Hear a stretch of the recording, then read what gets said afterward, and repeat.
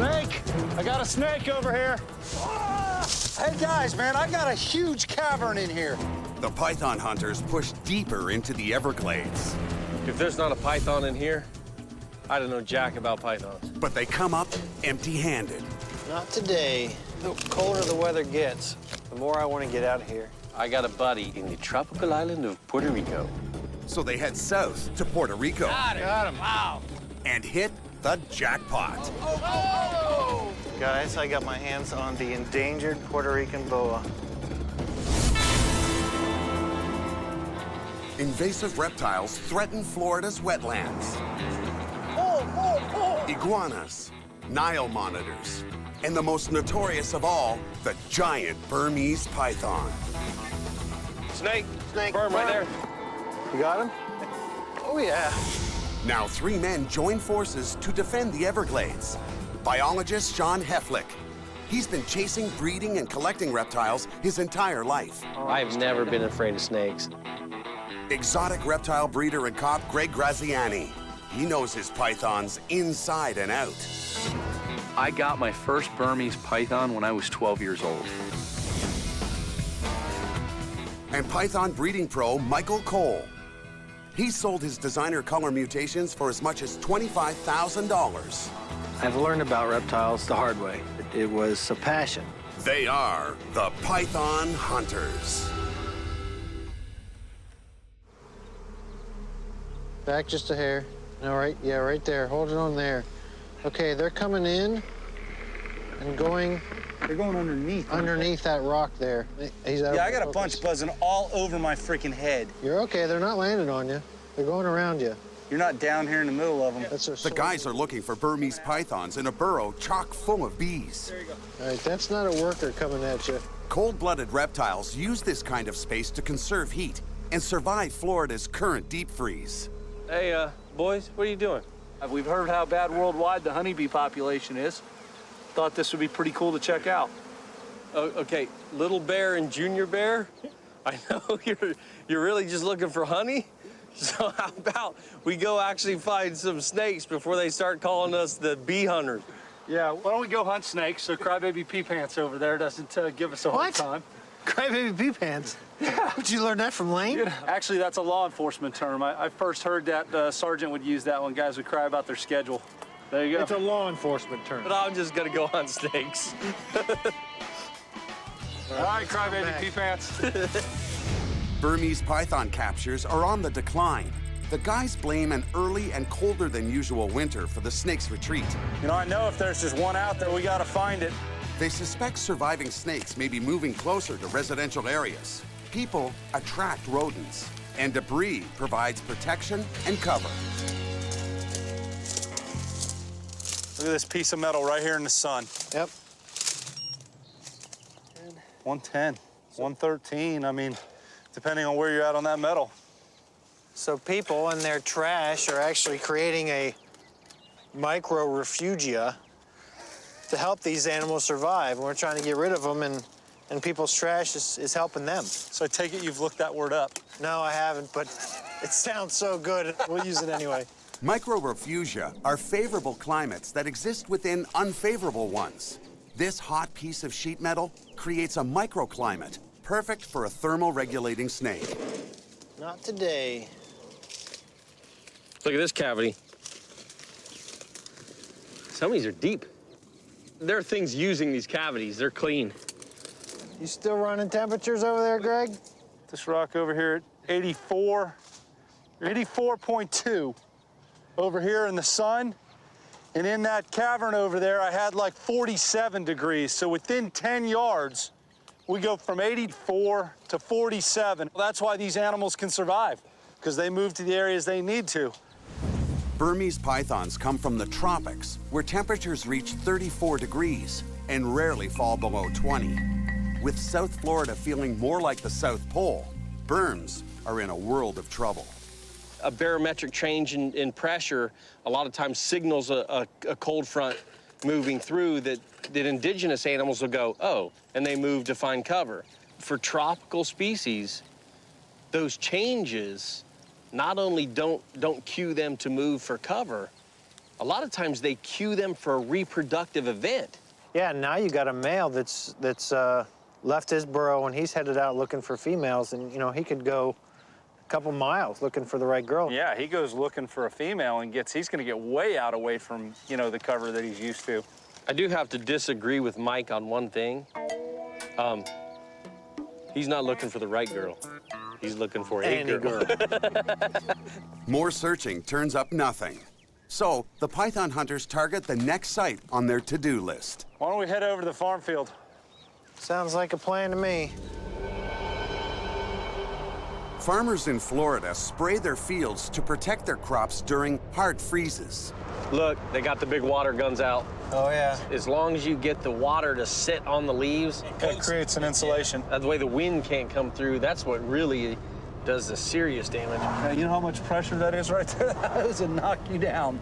Because this farm is nestled into the Everglades, over 30 Burmese pythons have turned up in these fields in the last 2 years.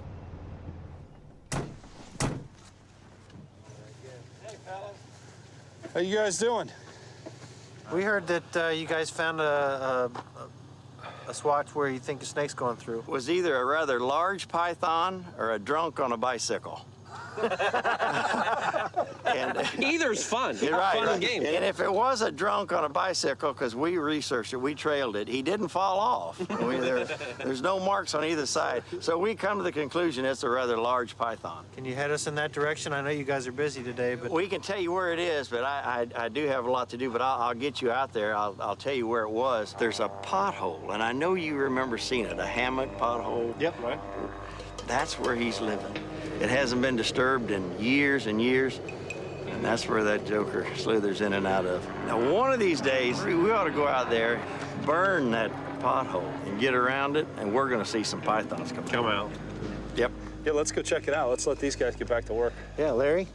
Thank Been you a very much. pleasure Wish again. I could be of more help to you guys. that's a lot of Thanks help. again. Thanks again. Good luck. Good luck. Any Guys, have a problems, good one. any need on directions, let me know. All right, thank you, sir. Thank you.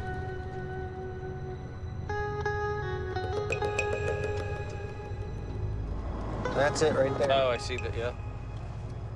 Oh my God, look at the piles in there. That is perfect habitat. Hey, look at this. He's talking about wells. There's an open wellhead right here with water.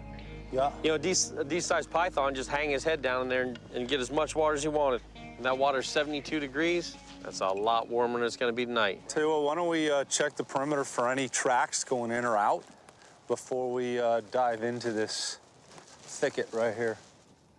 That is nice stuff to bring the rodents in. This is the sunny side right here. If you're gonna find something sitting out, this will be the side. Yeah, this stuff is thick as hell. I think Larry had the right idea. Torch it. You know, there's nothing around here, just crops. There's no way it's gonna light anything else up. It's only 1/10 of an acre. We can clear it. I'm feeling good about this one. Yeah, you just don't listen. The best thing to do is to strike a match. Man, he always wants to do it the hard way. He's just wanting to save this pile of debris. No rats. No, Bufo marinus. Bufo marinus, or cane toad, is a poisonous invasive from Central America with a toxic gland that protects it from predators. Invasive marine toad. Plantation owners imported them to control cane beetles. Now they're found throughout southern Florida. Besides its poison, the cane toad has another defensive mechanism. He pissed in your pocket. Ah! He stuck that marine toad in the inside of his jacket pocket and it filled it up with urine. You think that's funny?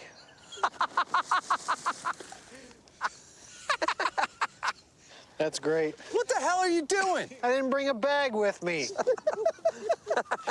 I was gonna save the glory of catching the snake and share it with you guys, but you can often kiss my ass. Crybaby pee pants. Crybaby pee pants. It ain't pants.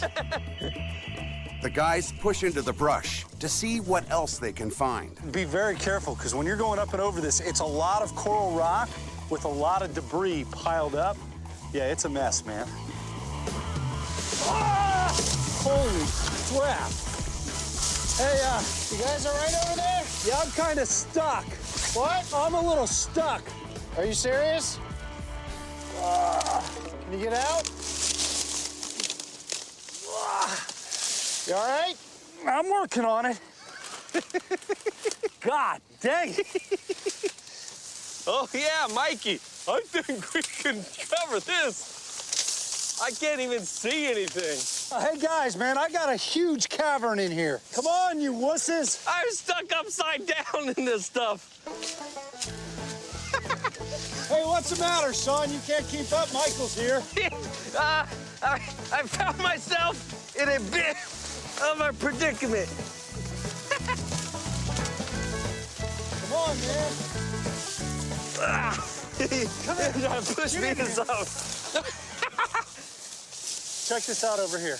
No, I took the easy way, and I just rolled down that hill. Check this out right in here. You go all up. I fell through all of that crap. I was upside like that. Yeah. So picture this. Fields covered in crops. Crops covered in rodents.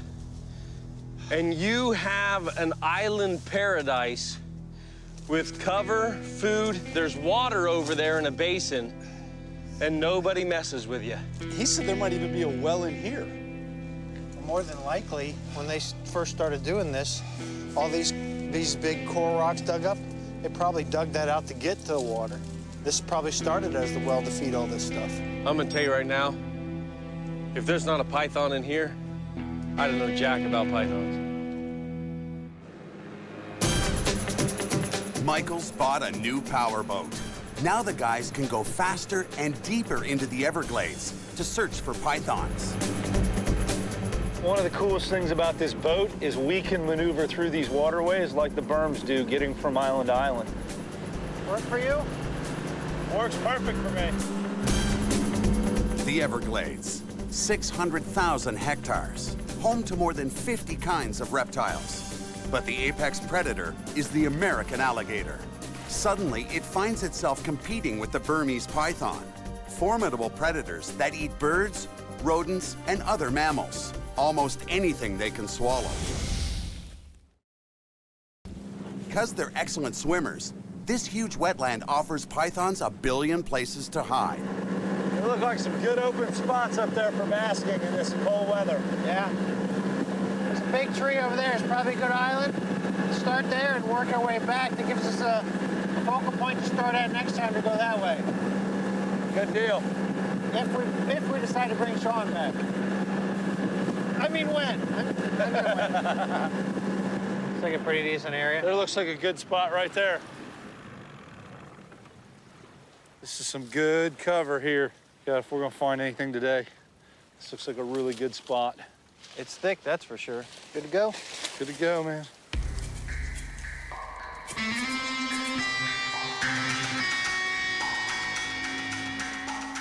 "10,000 islands dot the Everglades. If we still got berms out here, this is a good place. Their thick mangrove and tall grasses make perfect camouflage for Burmese pythons.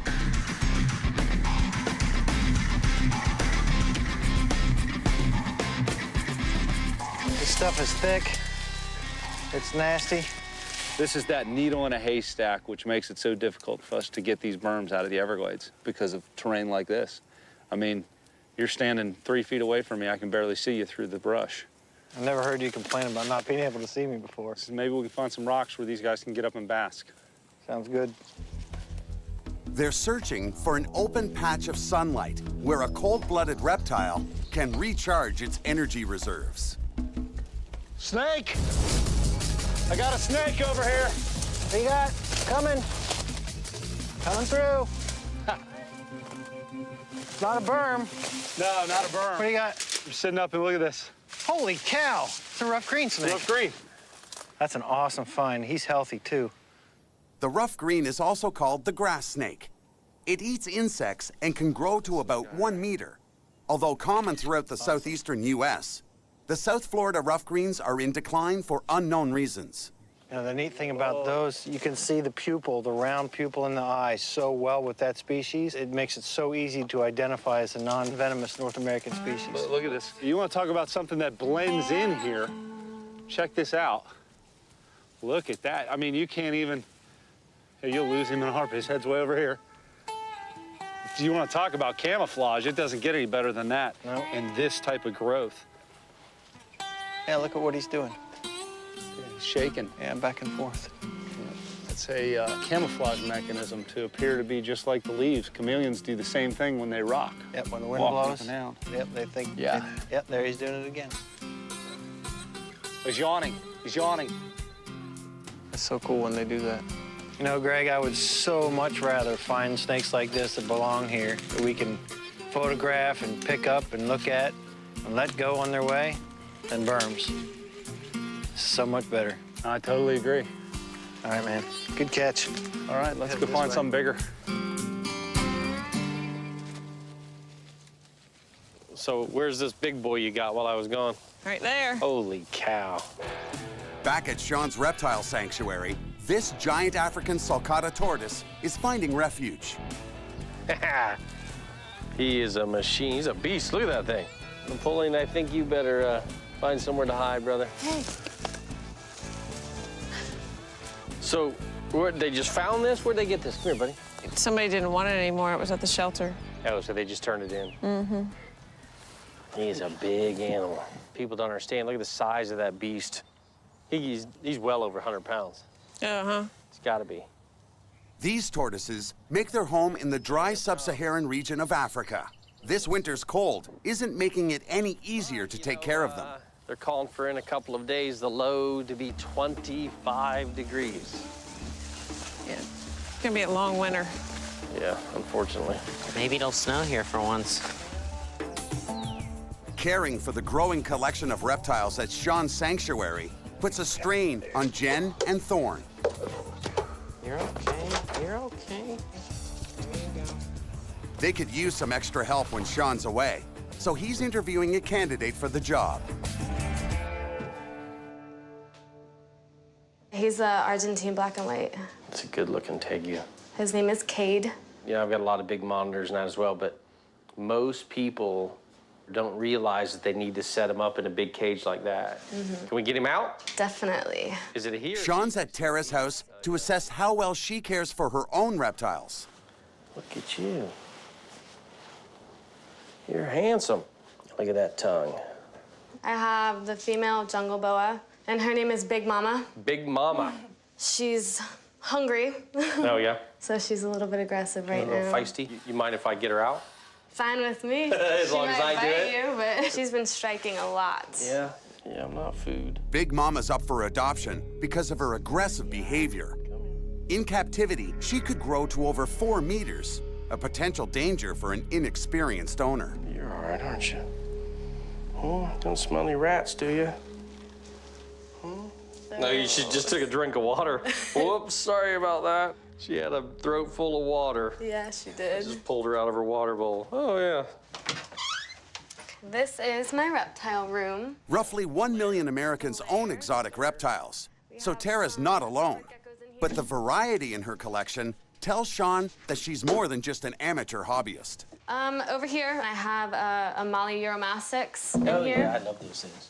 I'm a sucker for those high contrast animals. Oh, yeah, it's a little beauty. And they've almost got like a beak like a bird and like a toad head. Yeah. You're pretty. Uh-oh, we got a bearded dragon. Yeah, this Oh, is my dragon. That's a nice setup. He's super friendly. And they make a really good pet. They don't get really big. You know, typically they're not aggressive at all. Part of me coming out here today is to kind of check out your caging and the healthier animals and you know, do due diligence, so to speak. And I like what I see. We can set up a day and have you come out and check some stuff out. And, you know, if that interests you, we can do it. Yes, I'd love that.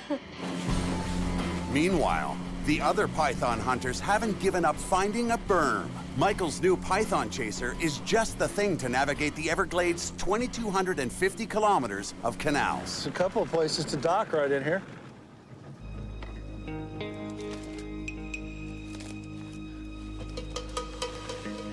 And Mike, we definitely got snakes on this island. And some skin? Yep. Looks from what I can see quickly like a really large racer. Not berm skin? No, definitely not a berm. Oh, wow, that's a good size racer. The black racer gets its name from its incredible speed and agility. Racers eat just about anything they can overpower and swallow alive, like rodents, frogs, toads, and lizards. That's a whole skin, too. Yeah, it is. I'm hoping the head's on there. Yeah, it is. It is. Unlike humans, a snake's skin doesn't grow as the animal does, so it has to shed the outermost layer. This can happen as often as every month. That's got to be really fresh. The ants would have destroyed that in just a couple of days. And it's just another great sign. The native stuff's doing well. I mean, that's obviously a healthy shed from a healthy snake. Yeah, it is. So, very cool. Make sure we don't come across this again. We'll go ahead. You're not gonna let me find it too? Exactly what you'll do. A healthy rough green snake and a fresh black racer skin are the python hunter's only spoils for this day. But there still could be a giant berm lurking on the Dunnigan farm. The arrival of a week-long cold snap in December is the earliest on record. For Greg, that means protecting his baby American alligators. You know, we've had some ridiculous cold here in December, which is just way early. And although these little guys can handle it, we opted to bring them in. Welcome to your nice warm bath. They've been around for millions of years. They were around when the dinosaurs were here. They're virtually unchanged. They're the closest thing to living dinosaurs that we have. And just like everything, people like the cute little babies, but then they don't know what to do with them when they get 10, 12 feet long. Greg has another special mission that can't wait. See, here comes one. Lane and Lexi rescued these Florida softshell turtles from the jaws of a marauding raccoon when they were still in their eggs. There's one right there. Oh, I see it. As a native species, these turtles must adapt to Florida's winter by nestling into the pond mud. You see, he starts digging. His little butt up in the air. Here now we've got 23 new little turtles in the pond. Good stuff, huh? Mm-hmm. Obviously, with this many animals, there's a lot to do. For Tara to be a success in Sean's sanctuary, she'll need to prove she can handle some of his more challenging reptiles. Just hanging on to this little guy. He's a handful. He will try to nip you. Now, this is a broad-snouted caiman. Okay. And if you notice, he looks like he's got that bulldog type of face and jaws. Yeah. They have a powerful bite. So don't get bit by these guys. Okay. So, I mean, the easiest way to do them is you just slide your hand. I'll hold the head. You slide your hand right up with your fingers right around his neck. So take almost like this. Yep, just right in around mine. And, yep, grab him well. And you don't want him to turn. They're stronger than they look. All right? And you just don't get your finger in the mouth. He moved his leg, and I was like, oh, I gotta hold on to him tighter. Crocodilians are typically a little more work than snakes. Now, he's quick. Okay. So you want to get this hand out of the way, and that next one is going to be just whoop, as fast as you can. There you go. He was nice. He's like, I'm gonna cut your break. As you grade up to the bigger ones, it gets more interesting, because if you make a mistake, you know, the consequences are more severe. This morlet is a freshwater crocodile found in Central America. Oh, stop. You never bite anybody. I don't know why you try. But this one are morlets. You know, beautiful animals. I love morlets. But make no mistake, if you put your hand in his mouth, he would bite it. Definitely he would. And if you look at those teeth, they're not big, but they are sharp. Handling animals is part of the job, but Thorne wants help cleaning the tanks and cages. You want to try to hold him? Maybe. Just slide your hand up under mine. Just so you see I got fingers on two sides, all the way up. You got him? I think so. All right, and the more relaxed, I mean, you want a firm grip, but the more relaxed you are, the more relaxed he is. He's gorgeous. Tara's a fast learner, but it's fearlessness that will nail down this job, and learning to care for Sean's prized albino alligators. How many of these you want? All of them. All of them? They're gorgeous. Can't get enough of them.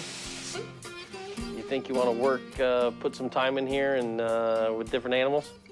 Yes. I would love to. Yeah, no, it's cool. What do you think, Thorne? if you need some extra help. Yeah, right. Yeah, like that was a mystery. That evening, the python hunters set out on the long drive to the Dunnigan farm.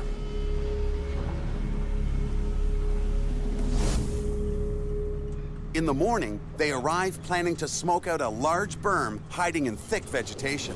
Yeah, look how wet the ground is. I mean, the inside of that's got to have a ton of moisture in it. It puts the entire operation on hold. There's still standing water. Look at that. Right down here. That was underwater yesterday. You can see how the water had leveled the land, and it's all Really? gone, but right there now. Yeah. Down in that hole. Mm-hmm. Well, yeah, the inside of this is probably full of moisture. We'd end up with a muck fire. I don't see how we could get it started. Yeah. With More that smoke than anything. Green foliage and the debris that's in there is so soaked. It was torrential last night.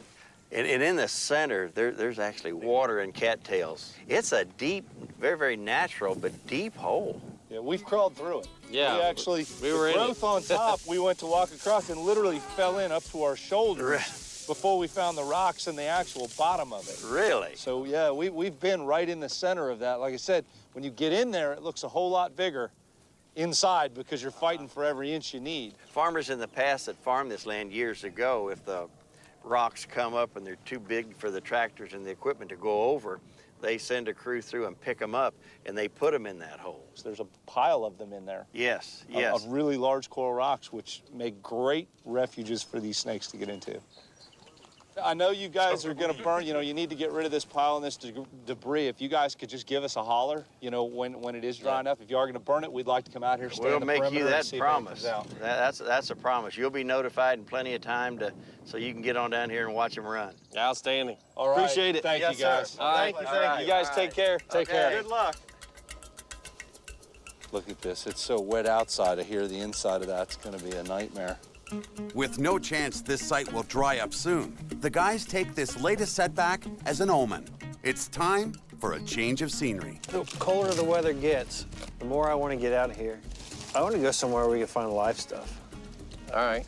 I got a buddy in the tropical island of Puerto Rico. They've got invasive. They've got the endangered Puerto Rican boas. They've got all kinds of fun stuff. And it's a small island. We can, if we take maybe a week, we can hit that whole island up and down and inside and out. We'll be back.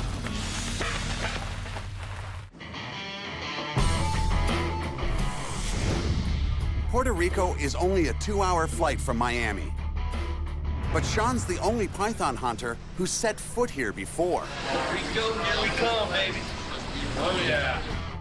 Locals call it the Island of Enchantment, and it's easy to see why. The lush island is only 64 kilometers wide and 177 kilometers long, but it's home to over 40 species of native and invasive reptiles. Well, boys, welcome to the tropics. This is jungle. Oh, man, I can't wait to get my hands on some of those iguanas. Those Cuban rock iguanas, you know how many people are going to be jealous of us to actually put our hands on a wild population of those animals? Hell, I've been jealous of Sean. Yeah. I got to hear about all his stories about going all over and catching this and catching that, and, Hey, you know what? The cool part?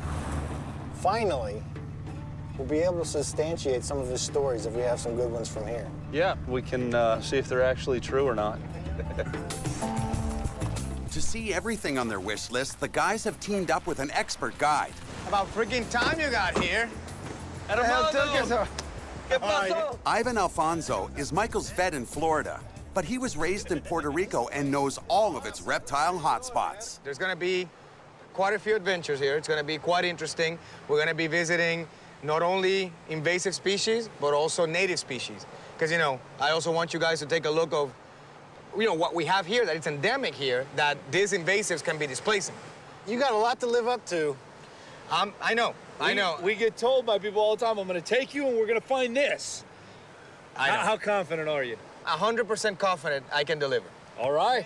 All right? That's a tall order. It's been a long time since I've been here, but I'm chomping at the bit to get back at it, and I know it's fresh for you guys, so let's get on it, man. All right. To begin their adventure on a high note, Ivan sets course for a research facility on an isolated island, just a short boat ride from the coast. It's home to the rare and impressive Cuban rock iguana. So this is an invasive species. How'd they get here? They're native to Cuba. They were brought in as part of the zoo, and then when the zoo closed down, they left them.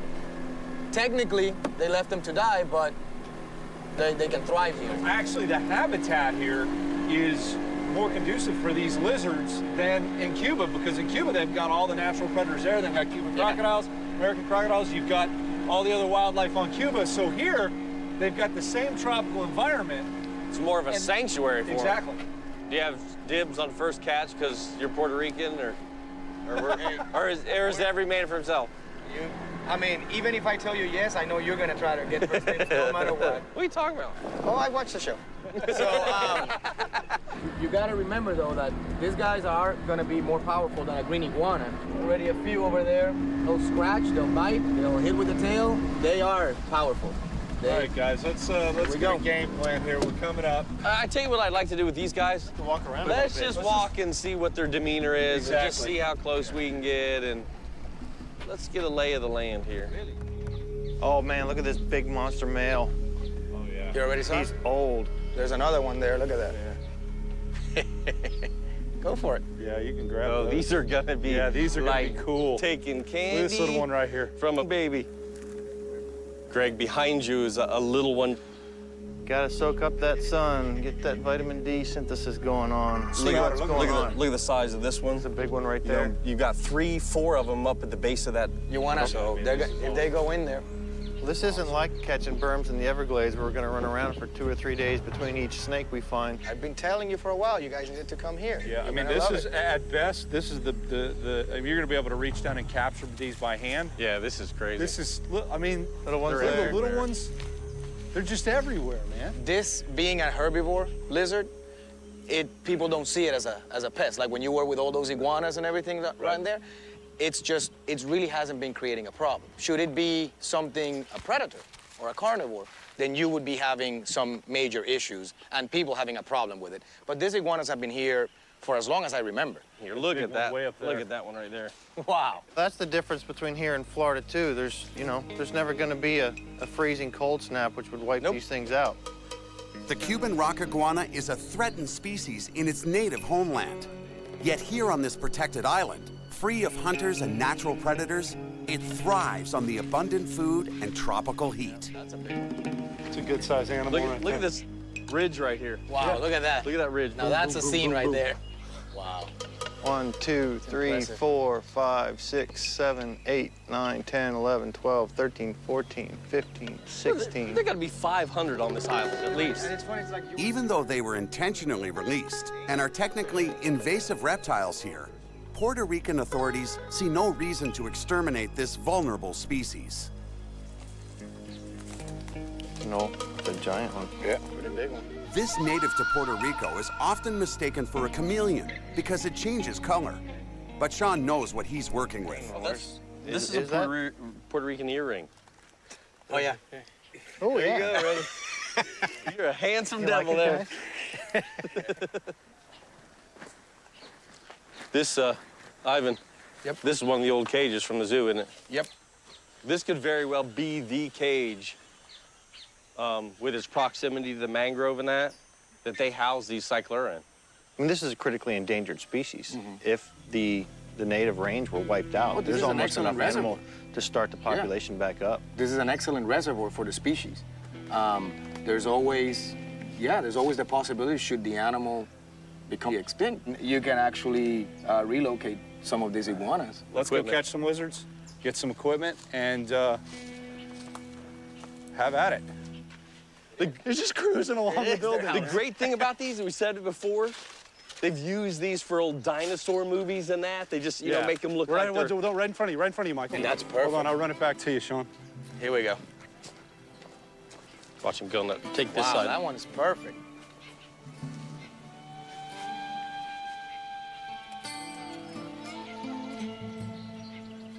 He's not used to seeing a human on all fours, Sean. Yeah, he's like, what is that? That's a weird looking dog. Give me, little buddy. Get him. Oh, no! Mikey! Done better with my hand. Oh, my God. You got whipped by a little lizard, man. All right, Mikey, hand the net to somebody else, buddy. With over 1,000 iguanas to chase on this small island, the hunters go wild. Here's one right here, little tiny one right here. Oh, yeah, he's a... Hey, little buddy. How you like that one? Oh, blue? this one's perfect. Look at the blue on that. This one's perfect. Which one? The right pale here. one? Oh. Except for them teeth, Greg. Another little nice one. Another little one? That's a keeper, look at that. Look at perfect. I mean, look at the spines on this. And they hit you with that tail. I mean, it's spiked all the way down. The green iguanas just have a ridge here, and they're pretty much smooth. Yeah, run your hand the other way on it. No. No, that's like little razor blades there. Mikey's got black gloves on here, and they've got some claws. And as much as they dig, look how sharp those claws still are. Yeah. Oh, yeah. I mean, do you guys understand how the people back in the States that are big into iguanas would go nuts? I mean, we just walk right up and reach down and pick these guys up. But you know the greatest thing about them? They cannot establish in areas that the green iguana can. You can let these loose in the Everglades. Well, you don't want to, obviously, but if it occurred, they would die. They cannot survive in an environment like that. They need very strict coastal vegetation and habitat. So we'll catch some of the big ones just to examine them and take a look at them close up. Look at this big male right here. Right here, look at this. Watch him cut between us, Greg. Yeah, I know. Go ahead and push. He wants some of you too, Michael. Push, Mike, push, Mike. Push. I got the tree in front of me. Push, Mike. Push. Push, Mike. Push. Got it. Got him. Wow. Nice. You got the head good? All right. Look at that. Hey, boy. Woo! You didn't know the python hunters were in town, did you? Huh? If that does not look like a living dinosaur, I don't know what does. For a population like this to be sustainable with so many healthy males and females and babies alike, not only they're getting an ideal diet, this is definitely ideal environment for them. Right. I got a question for Sean. I mean, he's our world traveler in the group. I mean, he's been all over the place. This the first time you've caught wild Cuban iguanas? Wild Cubans, yeah. So we're actually getting to be in the presence with one of Sean's first. We'll be in one of his stories. Exactly, exactly. When I was in Puerto Rico. Hey, you know the best thing about that is? That'll be a story you guys will actually want to listen to. Exactly. Actually, it's not listened to, we'll believe it. Right. Coming at you. Round that side of the tree, round that side of the tree. More than just stories will emerge from this day. The guys compete to see who can capture the most. Oh, no, We found the hole, man. We got holes, boys. We've seen that before. Let's check this out, man. We're going in here or this side? Yeah. All right, good. Yep. Can you turn off to the right there? Hold on. Tied up. Yep. About back out a little bit. Yep. There's. You're right on his face right there. Really? All right. There. There he is. Focus in on that. Oh, yeah, look at that. He's There's got his four. eye. There's his nose. Look at him hiding back there in his burrow. Oh, yeah. Because Isn't that cool? That's cool. Look at him. That is totally You know what? cool. If you glance at that, that's a gnarled, like, root under there. That is truly Godzilla tucked away in its lair. Look at that. What's he eating? Is that one of these seed pods? Looks like it, yeah. That's a piece of the puzzle for how it is these invasives are surviving on this island. You got him? Oh, yeah, look at look at the leaf he was eating. Look at the leaves he's This iguana's been caught snacking. Look at Want to know what they're eating? There you go. Actually, I do want to know what they're eating. Rock iguanas have rich vegetarian diets. With all the shrubs and trees here, it's easy to figure out why this population is so robust. I'll tell you what, these are healthy. But there's also a scientific way to analyze an animal's diet. There you go, Sean. That's fresh. Sean, if you want to see, there's the leaves right there for you. Don't think about it. Don't even think about You are the expert vet. But not everyone here shares Sean's enthusiasm for iguana turd. it. Don't think about it. There's absolutely nothing, no secondary anything. This is like straight leaf matter. Let's stay. If you guys circle around, you Yeah, run I'm glad right you're into here, this Greg, fence.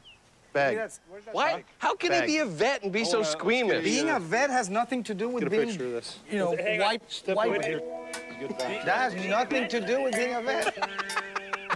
Look, he got a PVC stick. I'm not sure that's gonna help him catch something or beat me away. Oh, okay. No, this is actually only for you.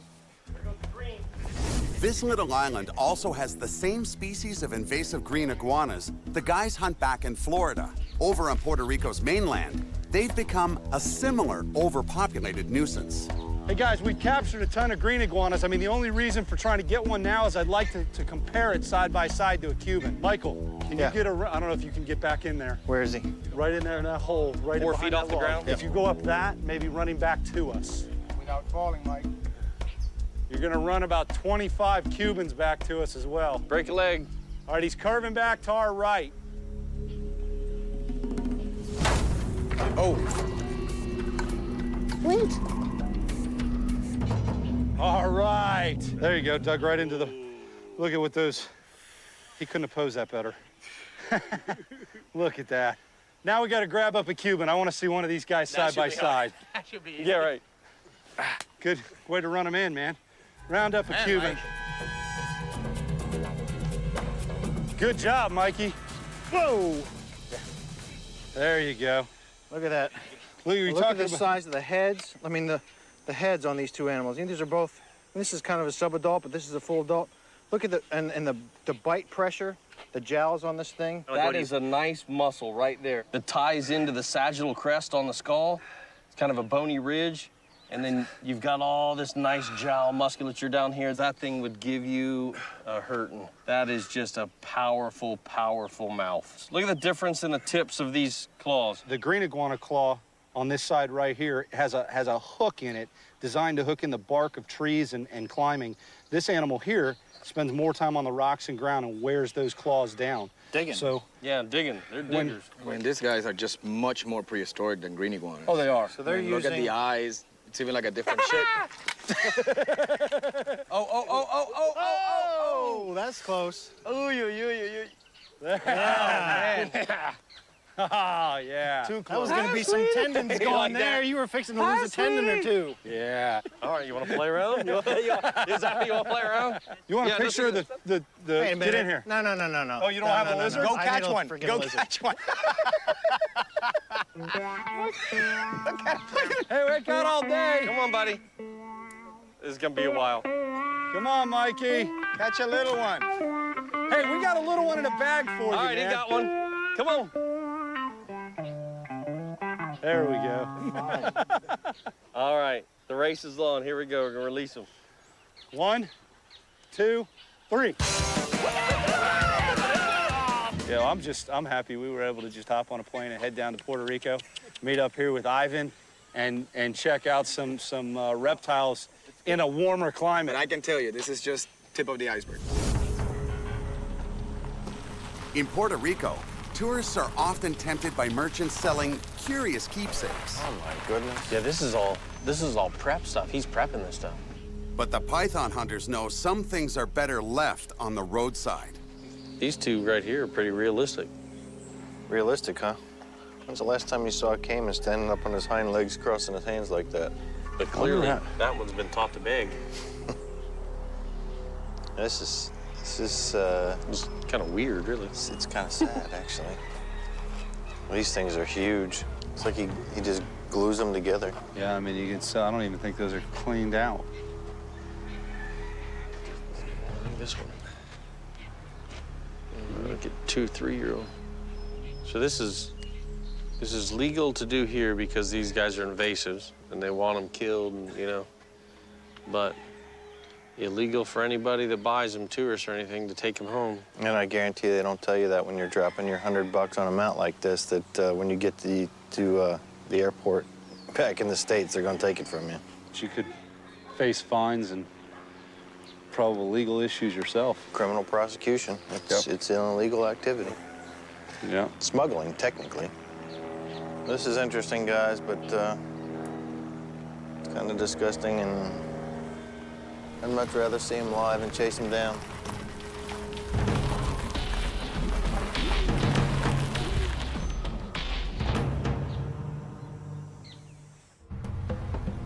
Next stop on their Puerto Rico road trip, the famous Culebrones Cave near Arecibo.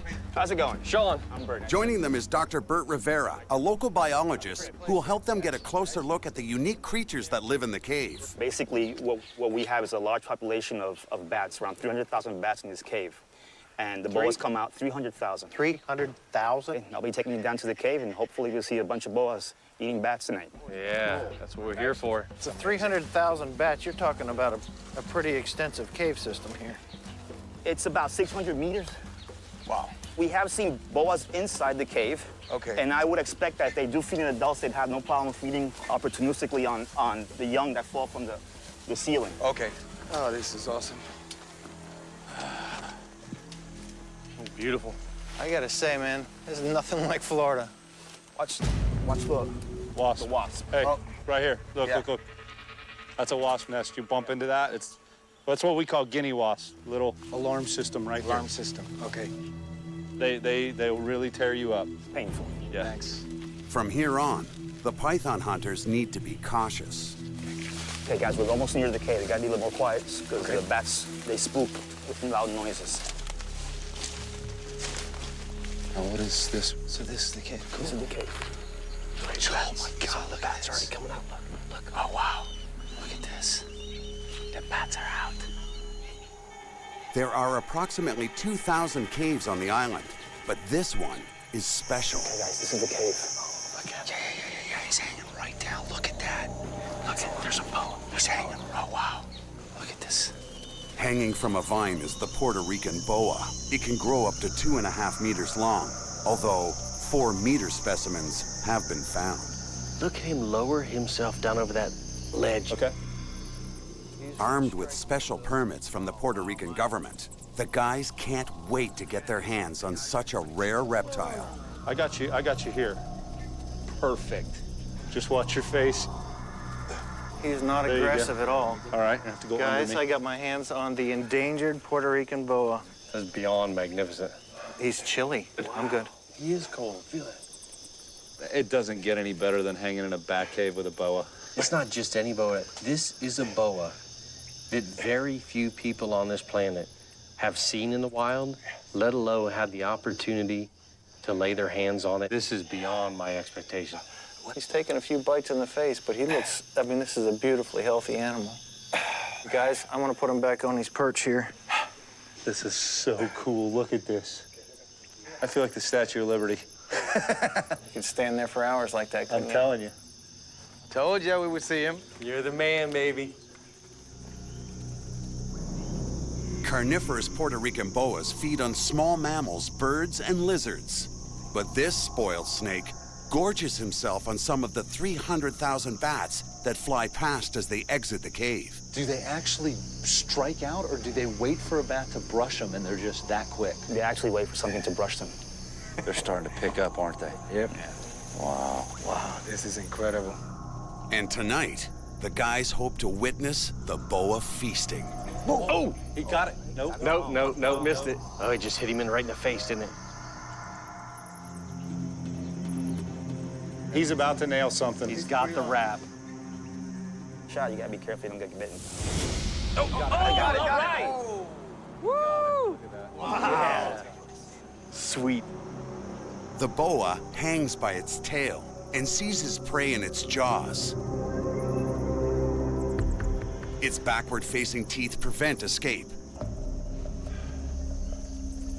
And then, the snake coils around its victim and suffocates it. Come on. There you go. Oh, there's the bat. Look, there's the bat hanging out of the bottom. Look at that. The wings are just going in, sticking out both sides of his mouth. That's a That tiny is, little look at bat. that. Most snakes swallow their prey head first. Man, this is awesome, man. This is just incredible. That was a good-sized bat. Look at the lump in that snake. The bigger the boa, the larger the prey. A full-grown boa can digest a 2¼ kilo mammal. But with much easier pickings, this boa is quite content. He's actually going to use that branch as he crawls up over it to help force that bat down into his belly. Yeah, a little bit of friction and pressure in all the right places. That bat will slide down like an oyster. You do this like almost every night? Once a week. Yeah. I have the best job in the world. I was gonna say, no. Justine, I gotta go on the other side of the tree. Get his front, I'll get his back. Ah, there we go, he's got it. The guys are in Puerto Rico There's nothing like Florida. Oh, yeah. to help remove invasive and dangerous reptiles. Coming at ya! He's going up on land. They encounter swamps crammed with caiman, Get it! lizards falling from trees, Good job, Mike. venomous snakes lurking in jungles. Snake. Oh, yeah. On this island paradise, anything can happen. He's about to nail something. He's got the rap. Oh, all right. Sweet. Invasive reptiles threaten Florida's wetlands. Iguanas, Nile monitors, and the most notorious of all, the giant Burmese python. Snake. There's a berm right there. You got him? Oh, yeah. Now 3 men join forces to defend the Everglades. Biologist Sean Heflick. He's been chasing, breeding, and collecting reptiles his entire life. I've never been afraid of snakes. Exotic reptile breeder and cop Greg Graziani. He knows his pythons inside and out. I got my first Burmese python when I was 12 years old. And python breeding pro Michael Cole. He sold his designer color mutations for as much as $25,000. I've learned about reptiles the hard way. It was a passion. They are the Python Hunters.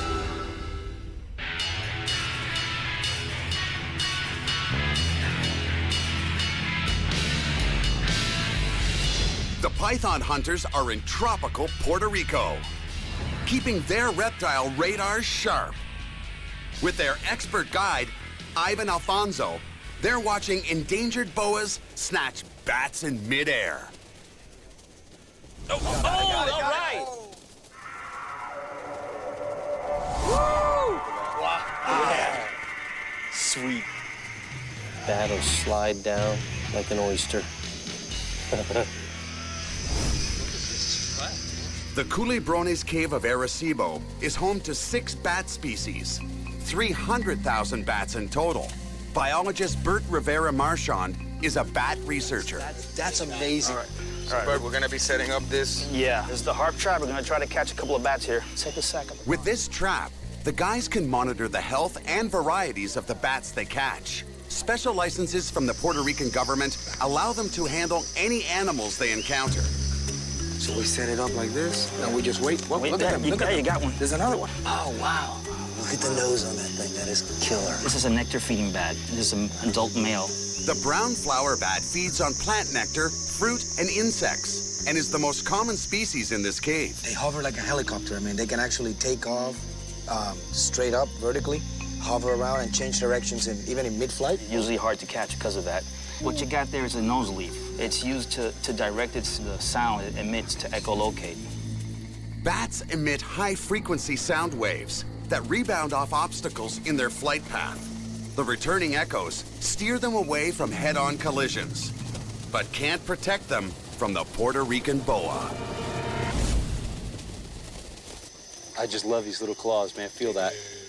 Look at that. You can dig right into the fingerprints. You can just see through that membrane. So fragile, but it's pretty tough. And look at the hand.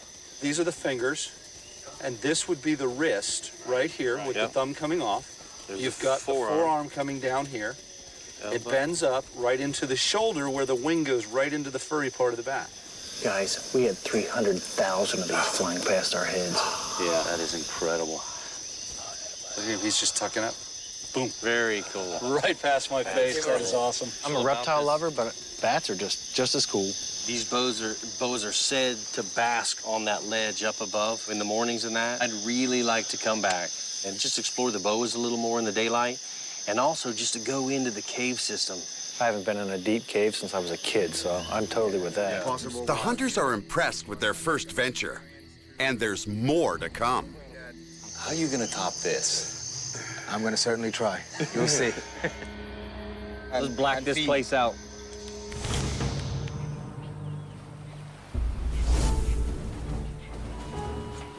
For their next adventure, Ivan's taking them to Vega Baja to troll for Puerto Rico's largest invasive reptile, the spectacled caiman.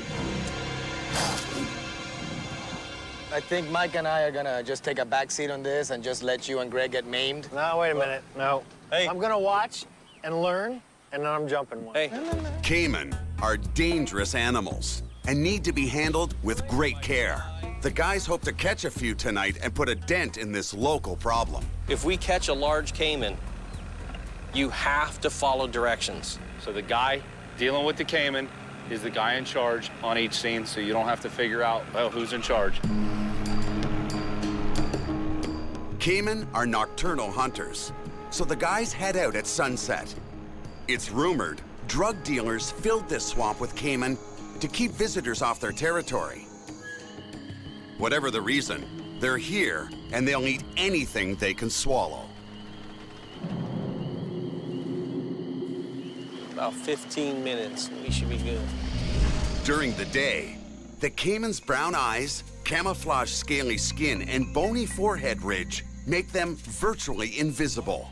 But the pros know how to find them. Their eyes reflect light in the dark. They can mess up the ecology of an island like Puerto Rico because they do not belong and they are apex aquatic predators. They will displace whatever predator is at top. It could be a 3-foot fish that is filling the niche of apex predator, and then a caiman moves in, and then you've got a problem. Not only do you lose the smaller fish that these guys are eating, but they eat the 3-foot fish that's the predator. Spectacled caiman reproduce once a year. Because of the tropical climate and lack of predators, they're able to thrive in Puerto Rico. Yeah, back up, back up. Yeah. Acá. There's one right there.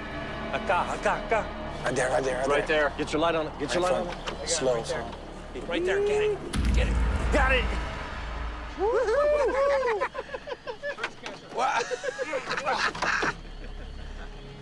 Godzilla. Look at that little speck.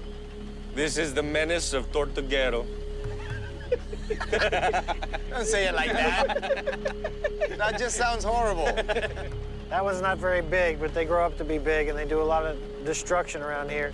I want you to know that their bite of something like this is not that big a deal. Put your finger in his mouth.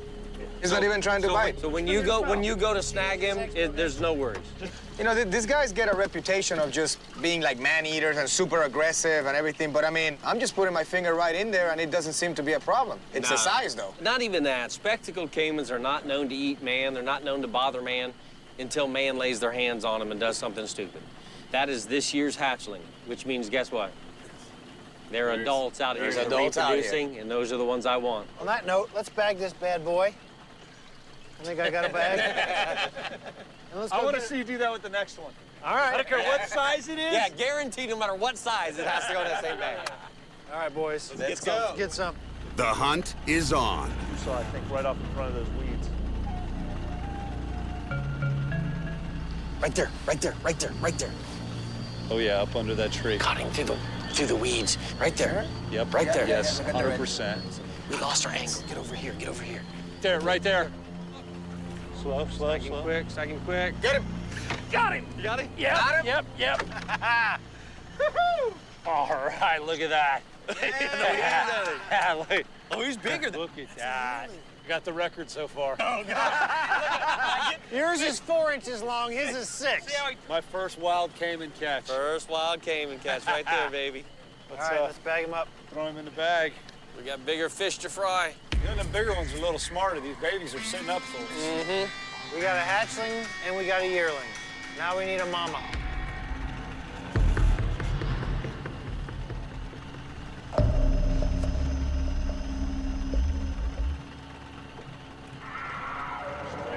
Right there, right there, right there, right there. I saw eye shine twice. As soon as you took your light off of it, there was a ripple. All right, slow down. Right there, I got it. He's moving. Get it. I got it. What do you want me to do? Tape, you got tape? Real quick, in behind my palms. Run it. Run it up a little higher, run up a little higher. Gotta get it started. Run up a little higher. Mikey's taping his eyes closed. Higher toward my hands. Towards his hands. You're going the other way. There you go. I haven't done this before. Okay. Okay, here we go. You ready? Side, two. Get the leg. We get the leg. I got a back leg. Yeah. Look at that bad boy. Got it? Got it? What do you think, Mikey?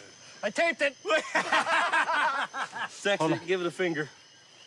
I bet male. Oh, yeah. You got the penis? Oh, yeah. Yeah, it's a boy. A little closer, Mikey. It's a boy. See these little just dots? All the little dots right there are sensory organs. These sensory organs are called dermal pressure receptors. They allow caiman to detect slight changes in water pressure to help them locate prey. Put your hands on it. Yeah, I would. Come in, just come in beside me. So right there, right on his ear flap, drop your thumb. Replace here, push on the left hand, not on the right. I can tell you from this position right here, I ended up with 27 stitches in my hand from an alligator.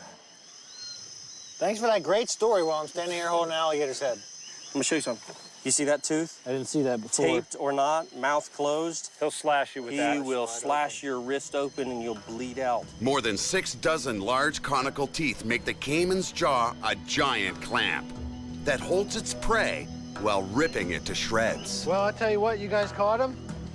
You guys carry him. Yeah.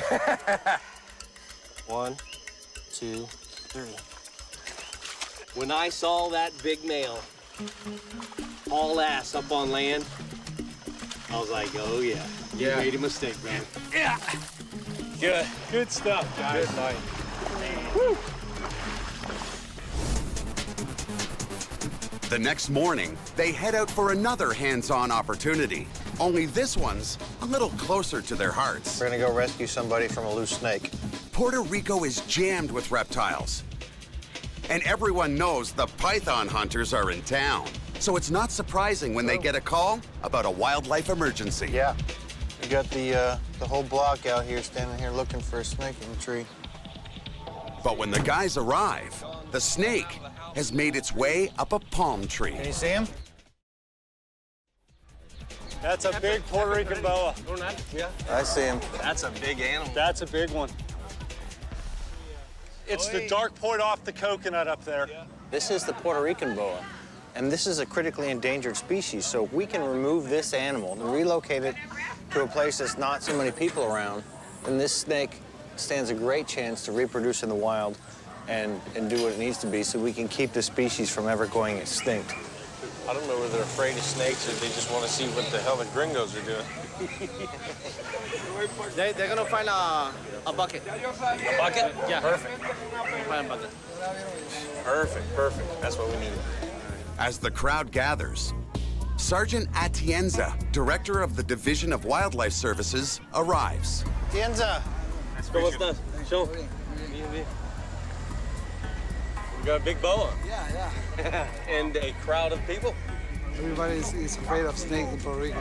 We had heard that there's a myth somewhere on the island that if you cut the snake, like if you chop its head off, the two pieces will grow back together, or they just grow into two snakes and slither off. People say that. Yeah. Everybody shows up. This is like an impromptu festival.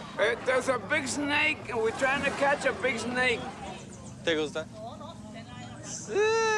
I asked her if she liked it. She's like, ¿Te gusta? No. Bien, no? No. She's not a fan. No. Just then, the bucket truck arrives.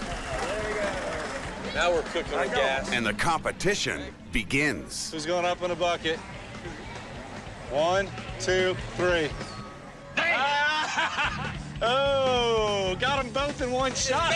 Best 2 out of 3. I didn't even have to do best a 2 out of double, 3. man. I need an assistant. You two fight it out. I don't assist, so it's all Mikey. I don't think that when this was new there was a rate restriction, but there might be so now. there might be now. I saw an ambulance go through, but he left. He's not very agile. You better bring that thing back.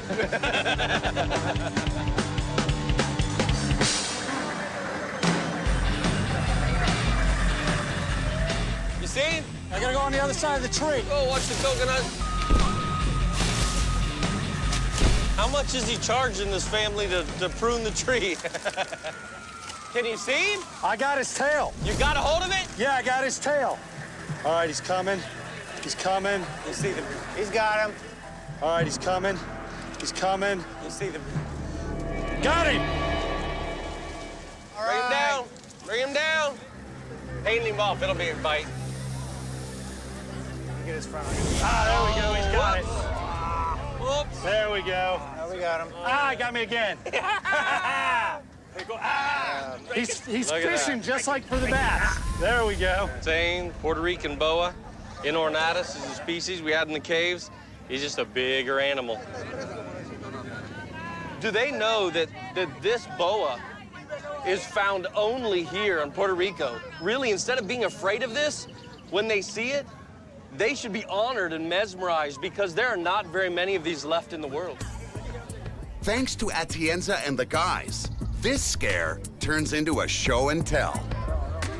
You're looking at a load of people right now that are around this daily, don't even know it, and they have never even touched one of these in their life. Yeah, we got a few holdouts. Thank you for letting us share this with you because this is great for us. Yeah, gracias. Now that the excitement's over, this boa needs a safe home.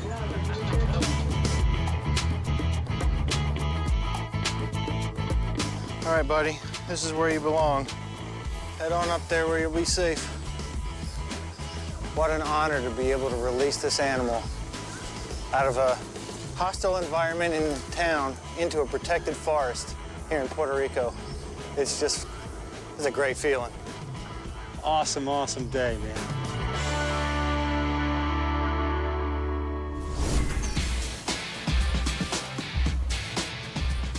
With Puerto Rican boas, some bats, and caiman under their belts, the three amigos set out to capture the island's rarest and only venomous reptile. We're headed to find the Puerto Rican racer. So this is a species that the natives consider to be probably one of the most dangerous animals native to the island because it's venomous. It is venomous. It's just the reaction that you're gonna get from the bite, it's gonna vary from person to person. It's no different than a bee sting or a lionfish. It could be fatal in someone, but it could be no more than a little rash on somebody else. To find the Puerto Rican racer, Ivan takes the guys to Caja de Muertos Island, home to a famous animal reserve. Mike, ready? Do it. On docking, they're greeted by a rare native reptile. There goes a... Big blue amoeba, don't move. Yeah. The Puerto Rican blue-tailed amoeba, otherwise known as the Puerto Rican ground lizard, is this island's most iconic indigenous lizard. Wow. This is actually an amoeba exul, which it's actually for the blue coloration that you see on it. That's as blue as I've ever seen one. That's amazing. Head bobbing at us saying you're getting in my territory, you need to back off. See, and these guys are actually not swimmers. This is a population of its own. When they're here, they're here. One right here, right here, Look right at this, here, look, it's up against the wall. Yeah, good luck. They're fast as can be. We should have brought the net. And the boys are in for another rare treat when they reach the Caja de Muertos Reserve. That is a gem. That is just unreal. You look at how small they are, everything eats these. Hawksbill turtles are named for their hawk-like beaks. They're a critically endangered species. What they did is they dug up the nest and they hatch them in captivity to keep them safe. They can't release them during the day. They have to be released at night. So they'll hold on to them until it's nighttime. Once nighttime comes, they can let them go on the beach and they'll take off. If they survive to adulthood, hawksbills can weigh between 65 and 90 kilos. Look at the egg tooth, teeny little point on its nose. An egg tooth is a horn-like structure that helps the baby hawksbills cut through their shell. Hawksbill hatchlings. That's cool. They're cute, but our guys are on the trail of the Puerto Rican racer. I mean, they're racers. They're hard to find. Tromping around through the Everglades, we may have caught in 4 They're or not 5. joggers, they're racers. That's So, right. you know.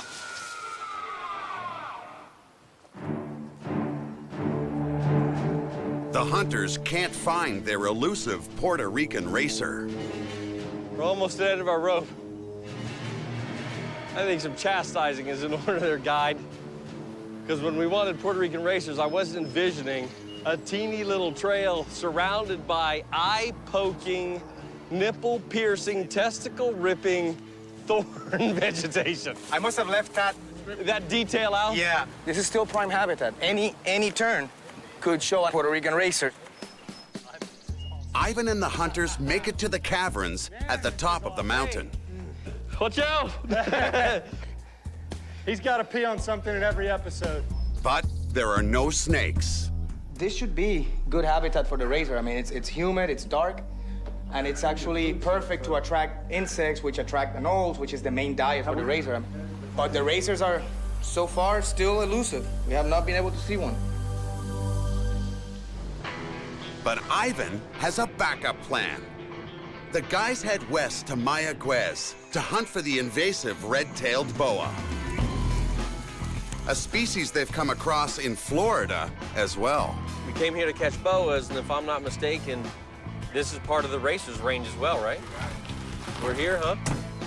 To help with this snake mission, Ivan recruits Jorge, a local snake enthusiast. I brought you this guy so that you can take us boa hunting. Yeah, we hear you're the man. I got a pretty cool video of a 6-foot boa. You got it with you? Crossing the street. You have it with you? Yeah. Oh, man, we got to see this. Come yeah. on, man. Look. Are you serious? Yeah. Wait a minute, where was this at? 5 minutes away. Really? Jorge might have footage of a boa, but this day is all about the real thing. We're eager to catch snakes. Let's get to it. And this time, it looks like they're right on target. Hey, boys, look at that. We got Snake cow, skin. look at that snake shit. The boa? It's a racer. It's Alsophus. You're right, it is. No doubt, look at that head. That's colubrid. Definitely a colubrid. That's a big Alsophus. Look at this.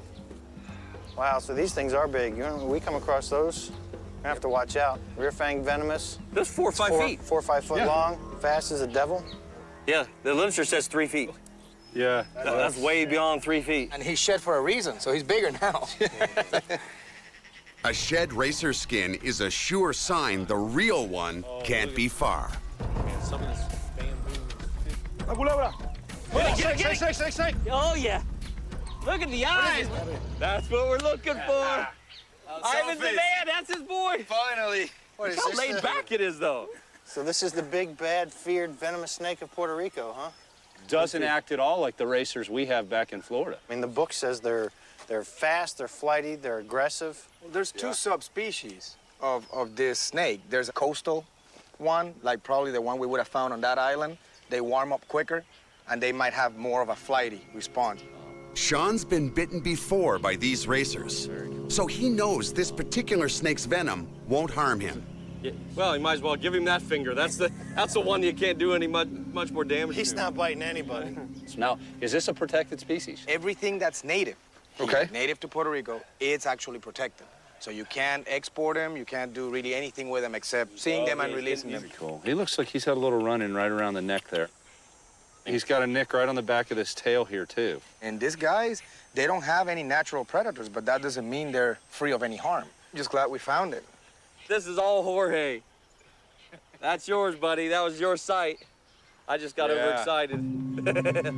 All right, let's put this beauty back and let it go about its business. Come check this out. Giant centipede here. These will put a hurting on you. You see it? The bite from these? Yeah. Worse than a venomous racer? Yeah, like way worse. Centipedes use their venom to kill their prey before eating it. That's quick, man. Look at that. That's it. He's gonna bite you. Hey, I got an EpiPen, but you get bit screwing around with an insect. I'm not wasting it. There he goes. He's checking me out. Don't Flick do it, that. flick it, flick it. Sean's being very cautious because the centipede's venom has also been known to kill humans. No. Hell no, don't touch that one. He's gonna bite. Don't do that. Then you go where again, let him reach for you. You're something he goes to, you don't go to him. Very cool. He's calm now. There you go. Their Puerto Rican hosts are wondering what they've got themselves into, until Michael finds something a little more tame. Guys, what's this? He's found a white-lipped frog. It's a native one? Yes, that's a native frog. Looking for snakes, man. You guys over there playing with tadpoles. Tadpoles. Sure. Sure. Snake!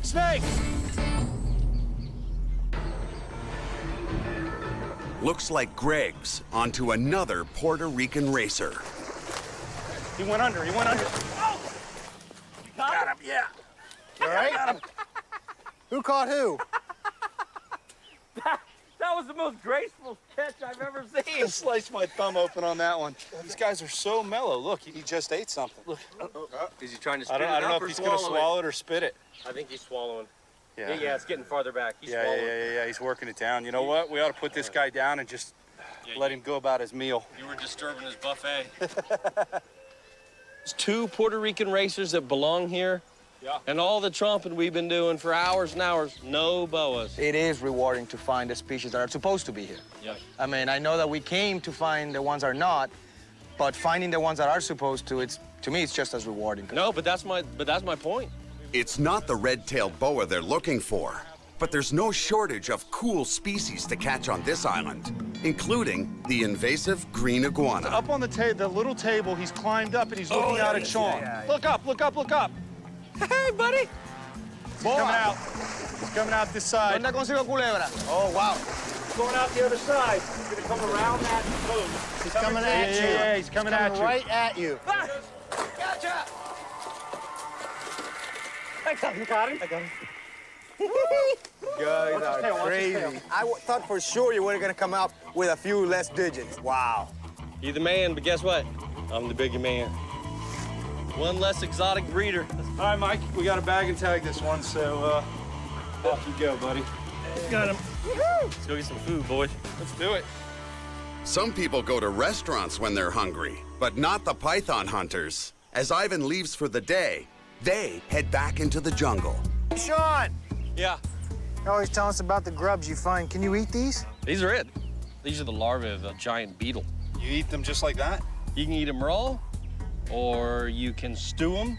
Grilled is really good. They taste like grilled chicken skin with like a peanut oil on them when they're grilled. It's an ugly, ugly critter. What are you talking about? All right, let's start a fire and let's get it going. Survivor, man. There we go. You're like 2 Girl Scouts that never got your fire badge or something like that. Well, you're doing real good over there. You got half a burnt worm. No, I'm fine. He's toasty. That's what you want him. You want him toasty, crispy. Michael's is over ready. Listen to this. Ain't nothing squishy in there. All right. Hey, Martha. So you just grab the head and... You go. No, here's the deal. You can't just pop it and swallow it and act like, oh, look at me. You got to chew this baby. But I'm going to tell you right now, that head's going to get stuck in your teeth and it's going to hurt like a mother. All right, well, I'll skip that. Are you trying to make friends with that thing, or are you going to eat it? Just a little piece at a time, boys. Good. Oh, yeah. Make it a little squishiness. Oh, this guy's got a little bit of gut content. It looks a whole lot worse than it tastes.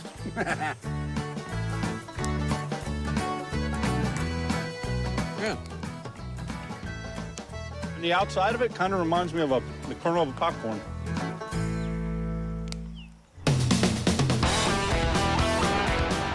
Puerto Rico's teeming with so many critters, it has its very own set of reptile hunters. Hey guys, how you doing? And they've invited the guys to see their facility. Uh-oh. We got snake racks. Snake racks, look at this. And it's filled with everything that crawls and slithers. That's an animal that we use for our exhibitions, our teaching on school. It turns out both teams teach the public the same set of rules. Everything is cute when it's a baby. But the biggest thing we pump is educate yourself. Don't go out there, run out and make a purchase just offhanded.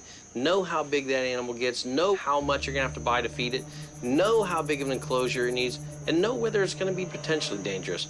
If you're gonna have anything, just don't release it when you don't want to eat anymore. One, you've got this business together where you educate people, but you also have your own. We're standing in your private collection of breeding ball pythons. Yes. This is my hobby, and this is what I love to do. I got this nice guy from Daytona, 2009. Wow, very nice piebald. piebald. Excellent. Now, is that a male or female? It's a male. We also call this the short-tailed python. They get about, what, 7.5 feet full length. They're hard hitters, too, at that size. You know what they really remind me of? The gaboon vipers of the python world. Yeah. The strike are so fast, and they used to train the venom people with those. You're gonna get bit, but you're not gonna die.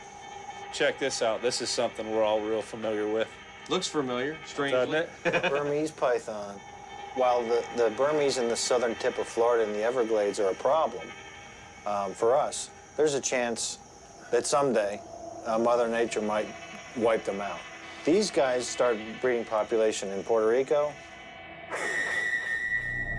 No berms have been found yet in this fragile ecosystem, but there's one invasive reptile that is.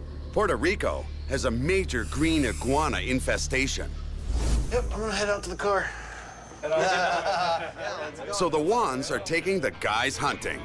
All right, we'll follow you guys. All right. Gallina de palo, chicken of the trees. You ever eaten iguana? He's eating iguanas, he's eating guano. I mean, he can pick it up, he probably puts it in his mouth. Don't eat that. Cold-blooded iguanas use airport runways to bask in the sun. That delays planes from taking off. But most of the time, they end up as roadkill. You know, the stories, they definitely were a problem here for these guys. There are so many iguanas, officials use patrol cars to clear the runways. Let's go find an area where they are a problem. Yeah, let's go catch something. They head to the lush jungle surrounding the airport. All right, so we're here. All right, this is a good area? Yeah, definitely. We're gonna try to get some of them. Let's grab some Do nets. it, man. Yeah, we've snagged a couple already. You see that one, Sean? This one over here? Yeah. Yeah. How high? He's low. That guy is just buried in those green leaves and he disappears. Greg, you in position? Yeah, you see me? Yeah, I see the net. I guess I'm hands-on. Mikey, you got the net? Yep. All right, Greg. Iguanas can survive falls of as much as 15 meters to avoid capture. He'll come back and fall down through here. You're gonna come down right There he goes. Oh, Jesus. He jumped in your arms, dude. Hey, dude, you're supposed to be telling me what he's doing. He all hit me in my face. Looks like this iguana lucked out with his leap of faith. Put up the heads up. You got the same heads up I did, buddy. He ran right down you. He hit me in my face. In no time, the Wands lead the python hunters to another green. Straight up through there. You see the tail coming off the branch. Oh, yeah. If he hits one of these branches and hangs on, he's good to go. Going up? Yeah. All right. Because we want some room to... One number 2 shows our guys how to get the menace moving. Shake it. Yeah, he's moving up there. Yeah. It's like a... Catch it. Good job, good snag. Good snag. Switch head. You got it? Hey, Look at that. there you go. How am I going to take you, lizard? That was a good catch, man. This is the same green iguana that's invasive here that we have invasive in South Florida. Yeah, it's iguana found throughout Central and South America. And this is the beast they're having problems with at the airport. This is not an easiest animal to grab, and you can see it why right here. Once you pull, they'll release that tail, and it'll stand there and wiggle like that, but they'll regrow it. Something grabbed the back of that right there and ripped it right off, and you can see where the regrowth is on this tail right here. That's a great defense mechanism for these animals. Another defense tactic is to play dead. That's why you don't move on anything, so the predators think that it's dead, and then they go leave it there. But the boys know he's secretly waiting to lash out. This is why it's so hard to shake out that tree. Look at those sickle-like claws. Yeah. You know? So the Wands guiding us here and going up the tree to shake this guy out. I think, you know, they've earned new names. These boys are the Iguana Wands. Yeah, definitely. The Iguana Wands. Yeah. With one iguana snagged, the boys have to get back to business. We're just warming up. Let's get going. Yeah, buddy. Hey, there's another one. The guys and their Puerto Rican lizard hunting equivalents find a monster. There's a big male. Yeah, we got a male. It's a big male. John? Right side, go Right up and side, around. back. Take this, because you're going to have to poke. Ready? Yeah.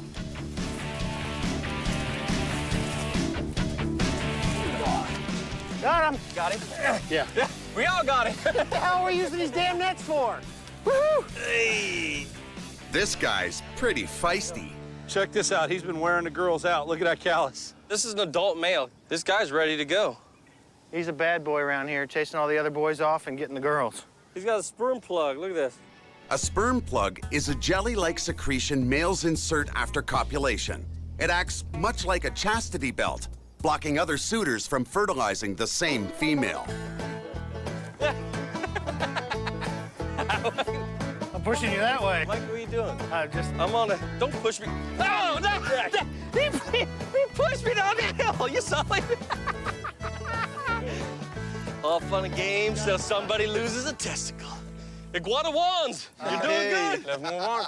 Onward and upward. We got more to catch. You can get him. The boys have another iguana in their sights. You see right in top. Oh, I see him. Look at this. Right up in the top of that Yeah, tree. exactly. Yep. Right there. Look at this. Okay, he's shaking. He's jumping. Here he comes. He's coming to you. Grab the net. Perfect catch. Yeah. Wow. Now that's a behind the snake. back. It don't get anything. That was behind the back. Behind the back, man. Woo! As it came at Sean, he had the net like this. I looked right at Sean, and right as it was about to hit, he just closed his eyes, and it I just knew he was jerked going him in the backwards. net. I didn't know what this was going to do, so I was like... Have you seen the net? Did he rip it? No. Oh, my God. Look at this. Look at that. I'll be damned if the razor dorsal scales is going to lop my head off. We got 3 breeders that are out of the population, so they won't be adding any babies this year. Every capture helps, since pregnant females can lay between 40 and 60 eggs per clutch. Look at this, right up on the top of that Yeah, tree. exactly. Yep. That's a big boy. Yep. Wow. Who's climbing? One. One is you.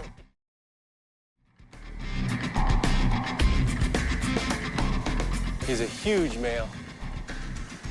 He's getting ready. Okay, he's shaking. He's jumping. Get him, get him. Yeah. If I got lucky, he just jumped on my feet. That's the biggest one yet. That's the biggest one yet. His comb is almost the length of my fingers. That is prehistoric as hell. Oh, oh, oh. Yeah, there's the claws. This male would be good to use for education, to show people you can keep these as pets. It can be done. But the ability to handle and take care of this thing is far more than most people think. This is 10 pounds and 5.5 feet of claws and teeth coming at you. You're part of the team now. Yeah, definitely. Yep. With an iguana under each arm, the guys call it a day. Well, I gotta tell you, you guys have lived up to your new name, Iguana Wands. But it's nice to come in and get a lot of these guys, especially away from the airport, where they could cause some serious injuries. Let's bag these things. We gotta get going. All right. Yep. Thanks, guys. Yeah, Thank you, guys. it. Not a bad day's work, boys. Not at all. Fistful of iguana.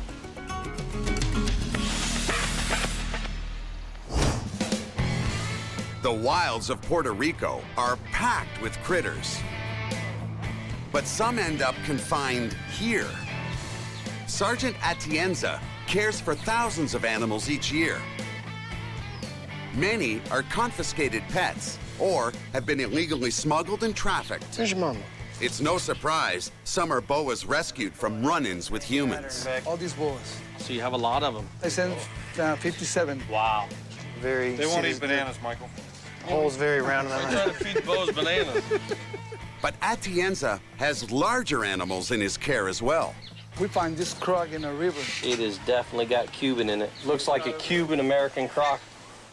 Atienza, are you looking for a home for this animal? Yeah. I have just the guy right here. And to be honest with you, Okay. I'd love for it to go to his facility because I'd like to see some blood work on this. Maybe we can find out exactly what it is. Okay, yes, I'm gonna show you too.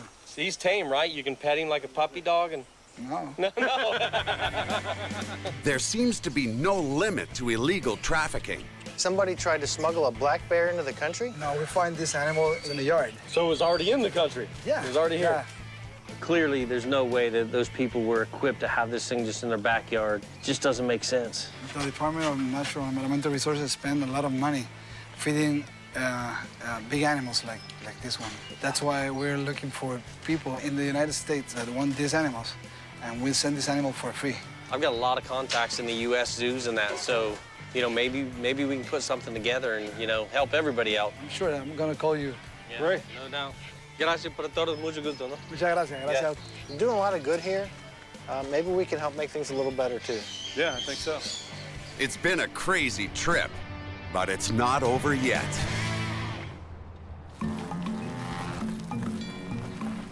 Ivan takes the guys back to the bat cave of Culebrones.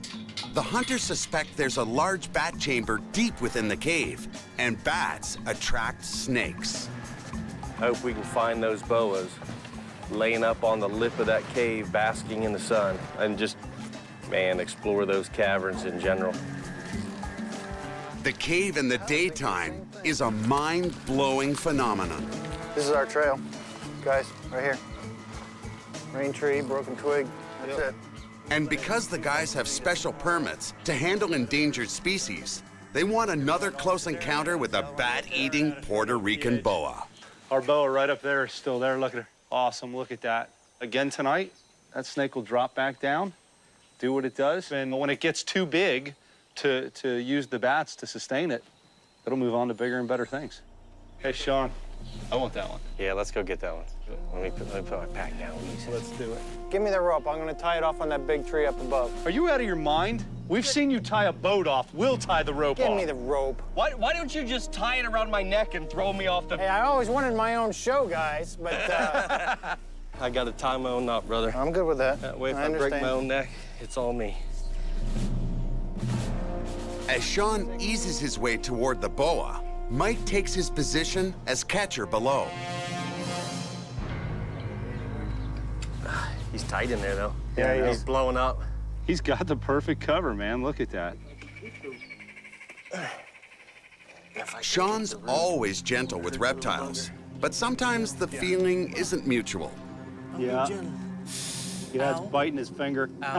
This snake doesn't have venomous fangs, but it does have dozens of piercing teeth.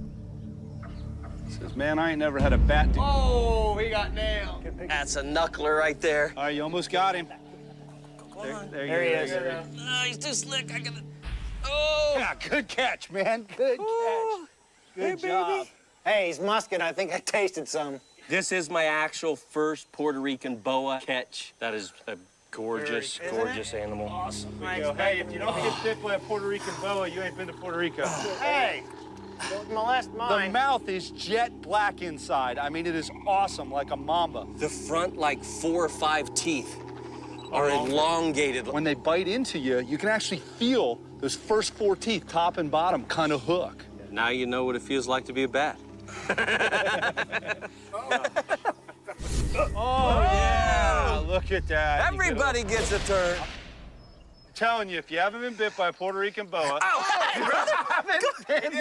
He's trying to knock me off the cave. You ain't been to Puerto Rico. The Puerto Rican bite right there, baby. That was worth it. You know what? I'm honored that he nailed me before. This guy is an icon for Puerto Rican conservation. We're gonna put him back exactly on the ledge he was at. Right back into the same hole. He's home. Teamwork, brother. Good looking out. Yeah. Let's get down in that cave, man. Another rope here. Throw it in my face. Let's go. I heard Mikey yell he found a boa, Sean. Whoa. They're heading where few have ever ventured. Visibility is almost 0 here. Wow. Even with light. They know that where there's bats, there's likely to be more boas. Boa, guys, right here. You got one? You got one? Got one. Whoa, you gotta be careful running in here. Look at that belly full of bats. 1, 2, 3, 4. Look at that. Hey, look at... Oop, there goes the musk. Oh. Whoa. That's beautiful. But Greg notices something different about this snake. Guys, look at the difference in how calm these snakes are in the dark of this cave versus the snake we captured out in the sunlight. The snakes in here are a lot cooler, and they're a lot calmer to handle.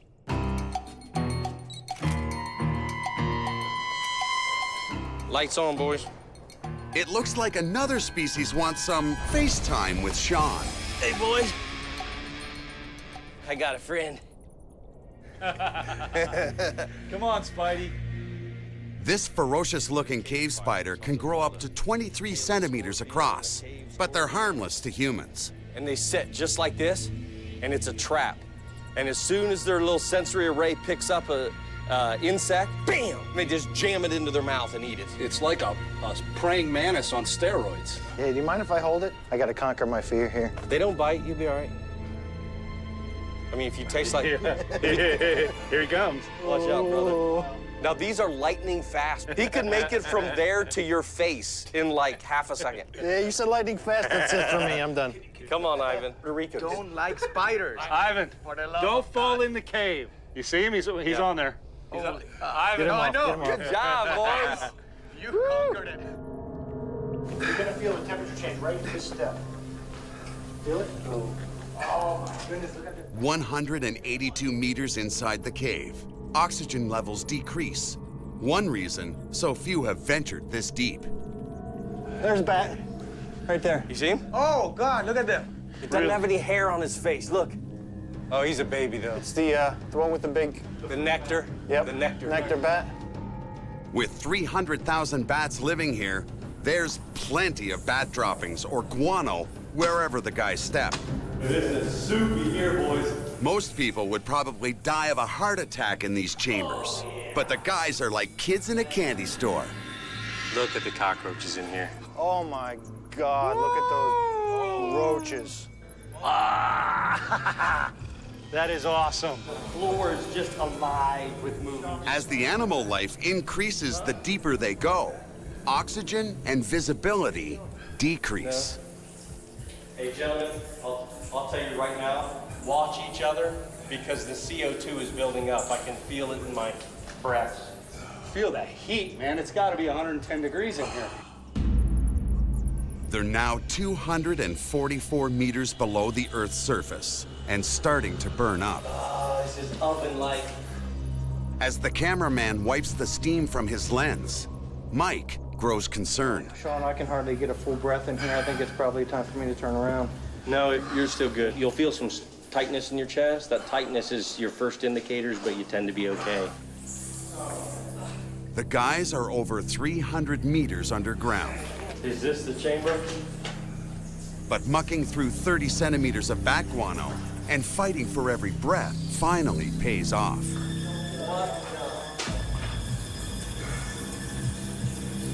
Hey, guys! You're not even in the bat chambers. Great. Are you ready? Yeah. Behold, here are your 100,000s of bats. That is massive, man. Incredible. Yeah. Look at that.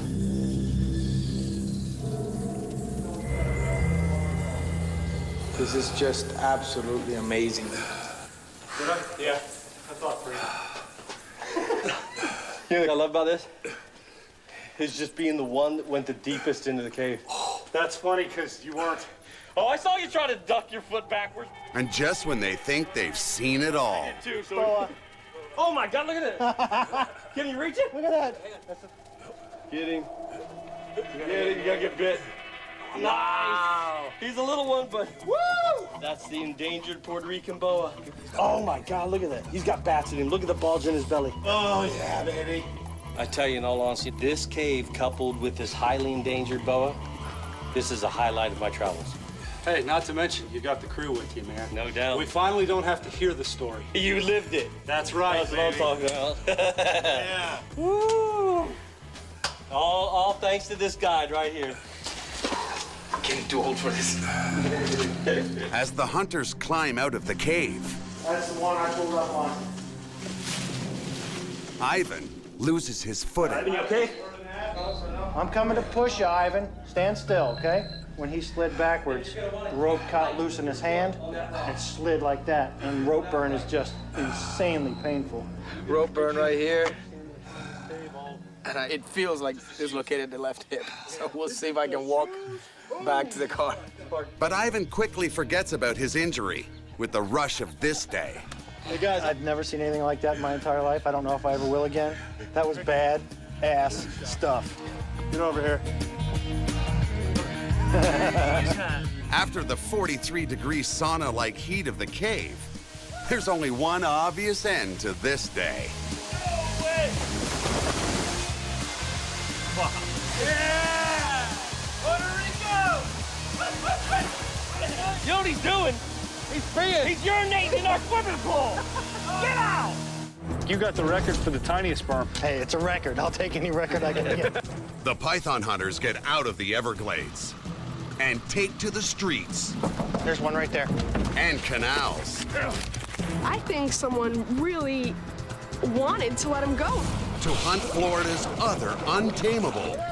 No, these iguanas are kicking our butts, guys. And unwanted invasive reptiles. Nile monitor right on the bank. They tear meat, they rip it, they crush snails. Hurry to the boat. Ow! Son of bit me. Invasive reptiles threaten Florida's wetlands. Iguanas, Nile monitors, and the most notorious of all, the giant Burmese python. Snake, there's a berm right there. You got him? Oh, yeah. Now 3 men join forces to defend the Everglades. Biologist Sean Heflick. He's been chasing, breeding, and collecting reptiles his entire life. I've never been afraid of snakes. Exotic reptile breeder and cop Greg Graziani. He knows his pythons inside and out. I got my first Burmese python when I was 12 years old. And python breeding pro Michael Cole. He sold his designer color mutations for as much as $25,000. I've learned about reptiles the hard way. It was a passion. They are the Python Hunters. Right down there is where I caught the hatchlings. Right? Somebody else caught some babies on this road too, wasn't it? The hunters are taking a break from the swamps to catch pythons in a nearby forest. So if there's been babies caught right here 2 years in a row, that means there's a mother that's sticking around here. We need to get out there and start looking for her. Game on! They soon discover the perfect breeding conditions for a mother berm. It's high and dry here. Yeah, it is. This is a good ridge. But more than pythons breed here. These woods are home to 4 species of venomous snakes, and they bite when cornered. Hey, Sean, this looks like perfect eastern diamondback territory. Yeah, I'm with you. All these down trees, the high ground, the brush cover, the fern cover. Hey, guys. Oh, hey, Greg, get your head up. There's a baby berm. Oh, yeah. Ah, got him. Sean, help him with that. That one looks a little too big for him to handle. Gotta give you credit, Michael. You did scream, but it was a little more manlier than Sean's. That's a lie. My dad taught me that the easiest way to get a snake is to let it bite you. Then you got it. You know you got it. Like you got manhandled by a hatchling. That's this year's. He's a hatchling. Look at his umbilicus. Look, still got the scar. Look at that. Yeah. Get a head temp first. 79.7. I say that's awful low. Burmese pythons' head temperatures soar into the high 80s and low 90s when they've been sunning. This one is showing signs of the cold. Did you get a ground temp? Okay. 81.8. Okay. Well, here's the key for you, Michael. This one's going to be tough. I need a length and a girth. And let us not forget a sex. I don't mind sex on this one. Oh, it's a male. It's a male. Definitely. Oh, yeah. It's a male. And I did that without getting spooged. First time for everything, Mikey. Hey, little guy, hold still. Oh, come on, stretch. 34 and a half. Woo! Girth, baby. 3.5 inches. So this is definitely this year's baby. I don't think there's any chance that the 2-year-old would still be this small. Probably hatched out in mid-August, early September. So he's only a couple months old. What's the weight on that? 8 ounces. Is that what we got? I think you got the record for the tiniest sperm. Hey, it's a record. I'll take any record I can get. For the python hunters, any invasive berm, even a hatchling, is too big a threat to leave in a Florida forest. We say we get something to eat, and sunsets would be a good time to check this road out. Come on, baby snake master. Hoo-ah, one more gone.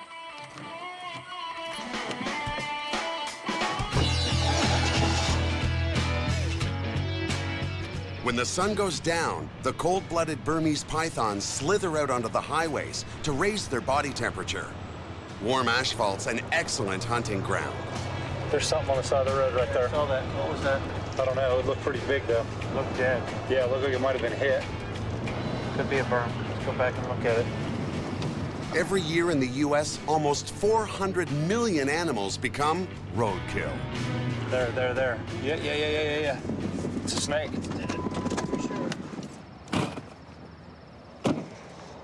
Oh, it's a berm. It looks like the road crew marked it to notify somebody from FWC the location of it, make it easy to find.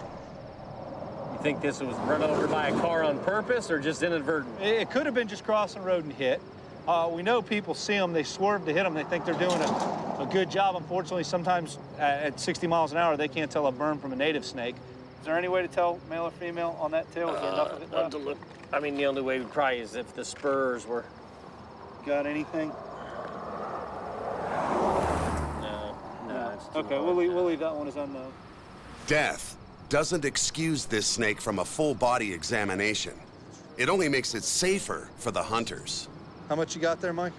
About 54 inches. Are these the same bugs that you use to do your skeleton preps? Yeah, they're native here. These domestic beetles under there. You can see them all through here. What's right this? there. Is that a young beetle or is that a different species? No, there's the larva.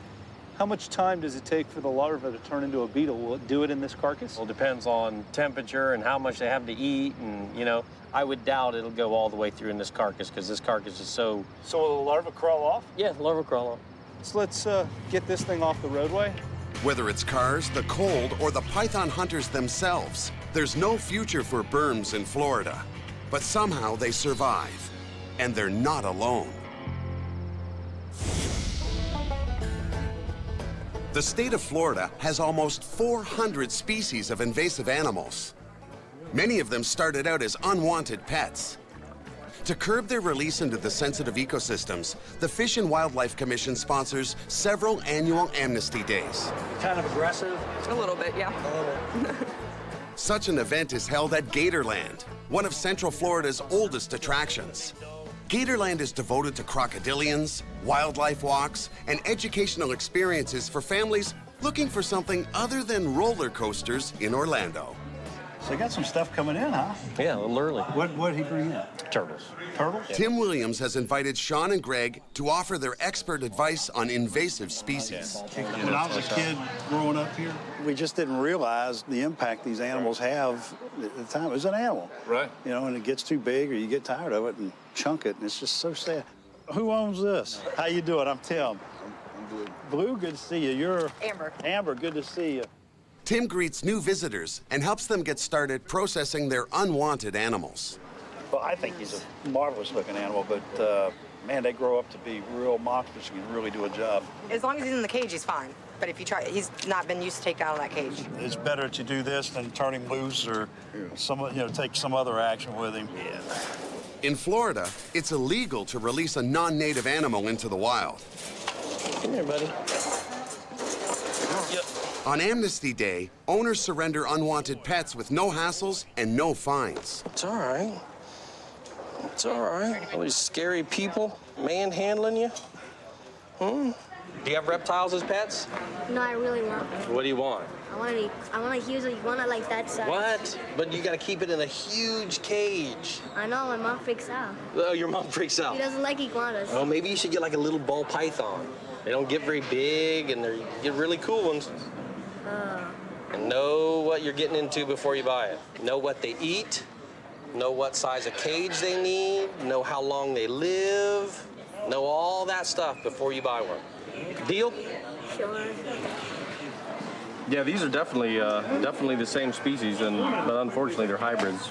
Red ear slider, indigenous slider. Is that good or bad?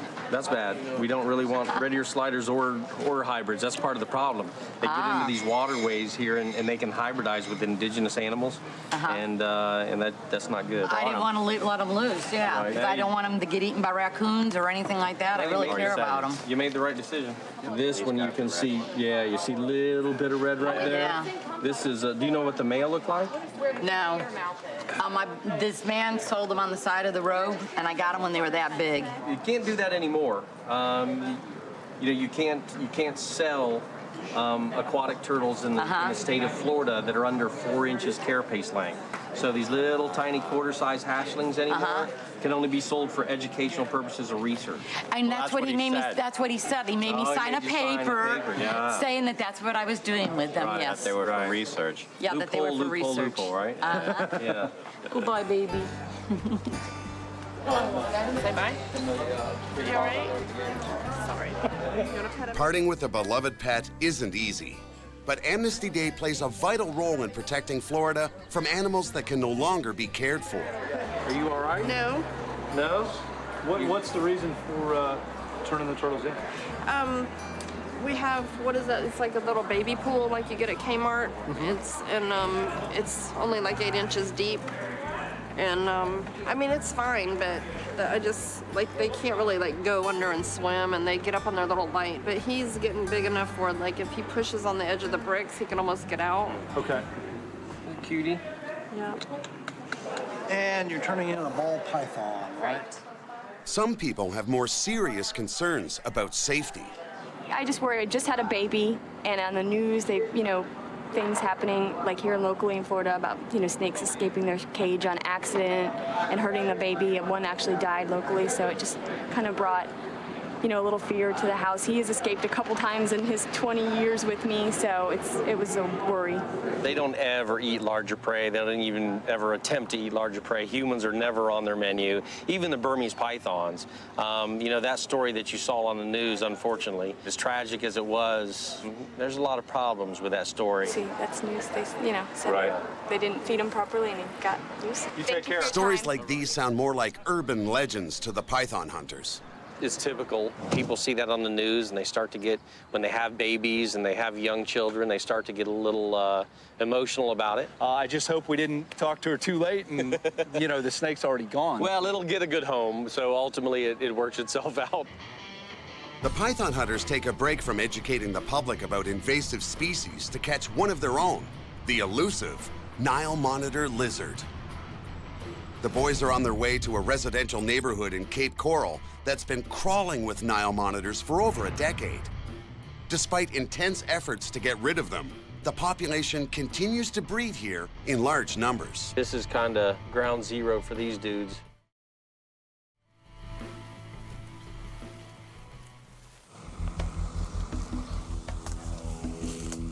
This is where you've been seeing them in this grass? Where we've been seeing them, and all the way around this area, it's kind of Swiss cheese burrows.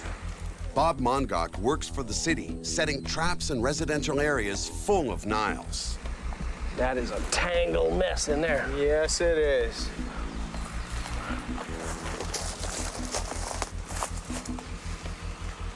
Wow, that's like Shangri-La. It's so thick and swampy, and there's no way you can follow one of these things in there. It's thick. Well, we'll keep our eyes peeled. The Nile monitor is Africa's largest lizard and can grow over 2 meters long. An excellent swimmer, the Nile hunts fish, frogs, snakes, and even crocodile eggs, making it an enormous threat to Florida's native animals. One local resident has gone way beyond trapping the nuisance. How are you? I'm Sean. Hi, Sean. You're the lizard dissector? I dissect the lizards. I've dissected probably 5. What have you found in their guts? Their diets are actually really marine. I found crabs, a bunch of snails, and one belly I found like 50 snail like shells. Apple snails, big apple snails? Yeah, about this big. Yeah. And then the funniest thing, the last one I dissected, there was a whole baby turtle, intact, not even digested. It was like a little yellow belly slider about this big. It had just eaten it before we captured it. It was just a whole baby turtle. I was amazed. Do you have any knowledge of maybe who or where the original Niles that are in this area got released, or how they got released? I think someone really wanted to let them go and really wanted them to live here, because that's why there's so many. The python hunters look in on one of Bob's Nile monitor traps. How long's this trap been out? Well, we just put it out this morning. Is this a typical spot where you've been catching them? Well, sure. This is southwest Cape Coral, and that's where we primarily catch them all. This does look like a great area. You've got a lot of thick brush around the canal in this corner here. You've got a complete vacant lot across the street. There's lots of places for them to go here and there and stay under cover, so it makes sense for them to be in a place like this. Let's skate on down this shoreline here and see if we see anything. Check this big snail shell out. That is a huge, there's a couple of them right here. Those are huge. Those monitors wouldn't be sucking something that big down, but all of the babies and that, they would just be eating them like candy. Is that an invasive species, or is that Yeah, those are non-native. Ours don't get that big. Oh, well, look, right here, look at this.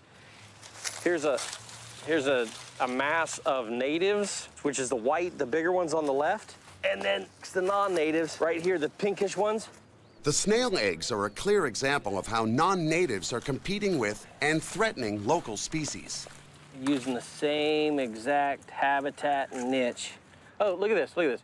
If you can see out there, see all the young snails on those roots? And they're all over. Just under the water's surface, it is just covered in snails. They said they found in the belly of those. Tons of them. She said close to 100 or whatever. Yeah. I believe it. Look at this. This is just like a buffet. There, yeah. This thing looks like it just wants a kiss. Sean, you gonna eat that or what? Let's let him go back down here. Lots of good food for Nile monitors here, that's for sure. So you've seen this guy? Yeah, several times. Yeah? My son saw him, as a matter of fact, yesterday night when he was walking the dog. You saw it right here? Right here, yes. He walks around the neighborhood, goes over the street. My son saw him yesterday night. Wow. He walks over my seawall. I live like 3 houses down the road. What happens if somebody tries to approach him or you get close to him? I tried that once. If you come close enough, it stops a little bit. It comes a little closer, it runs, it jumps in the canal. You afraid of these things? You think they're a safety issue? I got respect. That's what I hear of them. If they bite, it's getting nasty, you know. It's a wild animal, but afraid, I would say no. You said you have them around your seawall, and there's a burrow or something over at your place. Could we go take a look at that? You can have a look at it, of course. Jeez, look at these shells. Holy cow. This Nile is using a dock as a perfect cover for its burrow. He's got a nice spot to eat. That looks like a couple of burrows, and I can see one from this angle. Yeah, there's a bunch of them here. But there's so much food here and cover that they're just in heaven. Ugh, I've never seen a snail population like this. Niles are extremely aggressive and have voracious appetites. They'll eat almost anything, even small domestic animals like cats. I smell something dead. Turtle. Yep, soft shell. Hey, Sean. Dead turtle for you. Stinky. Would a monitor get a hold of... I doubt it. Doesn't have any scrapes on it. There's no bite marks, no nothing on the thing. Guys, something big right here. Just went in? Yeah. I heard it. It was not turtle-like. It was gator or lizard-like going in. You could hear the swish. Man, that is one elusive little creature. Niles are much harder to catch than berms. They can run up to 25 kilometers per hour and have been known to stay underwater for up to 60 minutes. They usually come back up. They usually don't sit if they're unmolested. Yeah, there's enough foliage, though, that he could have squeezed up, just have his nose up in that over there and not see him. All right, well, let's head on, continue that direction, and see if we find another one.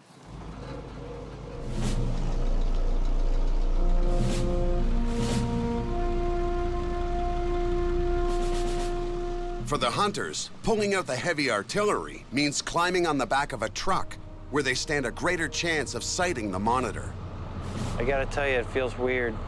Been running around the Everglades, back roads, and never see people for days hunting Burmese pythons, and all of a sudden we're driving in people's backyards looking for Nile monitors. It's a whole different world. There's one right there. I see him. He's walking right through the grass. Yeah, he's still there. He's still there. He's going into the swamp. He's going right into that thick grass.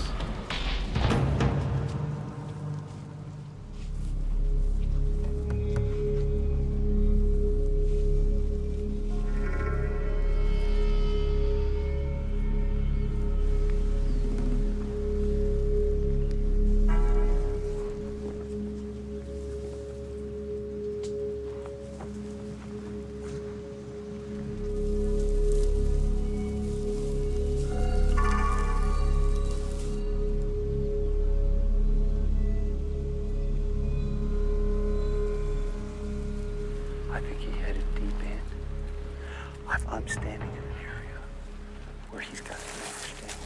I think he ditched. I think he went in. Come here, look at this.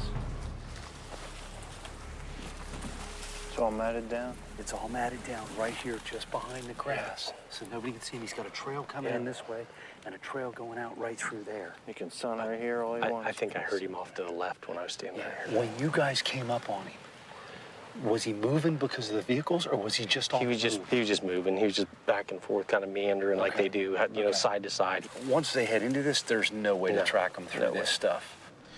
You poke an eye out and lose a testicle or something. You talk them into do a controlled burning. They're not going to do a controlled burn in these houses. Have you looked here. at the neighborhood? Yeah, that's not going to happen. Have you looked at this castle over here? I'm not thinking they want a controlled burn.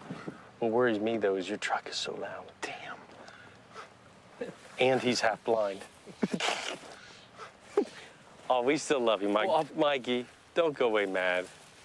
Just go away. The Nile hunt ends empty-handed. The python hunters may have to rethink their strategy. Well, I don't think from today's experiences so far, we're just going to jump out and go chase them down and grab them. We're going to have to figure out a better game plan for that. While Michael and Greg carry on hunting Nile monitors. That was kind of like 4 and a dud.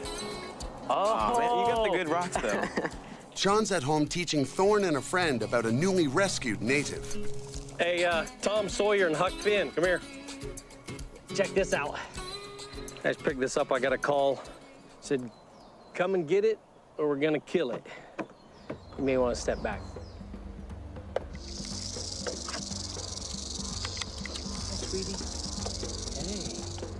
And I'm gonna back up.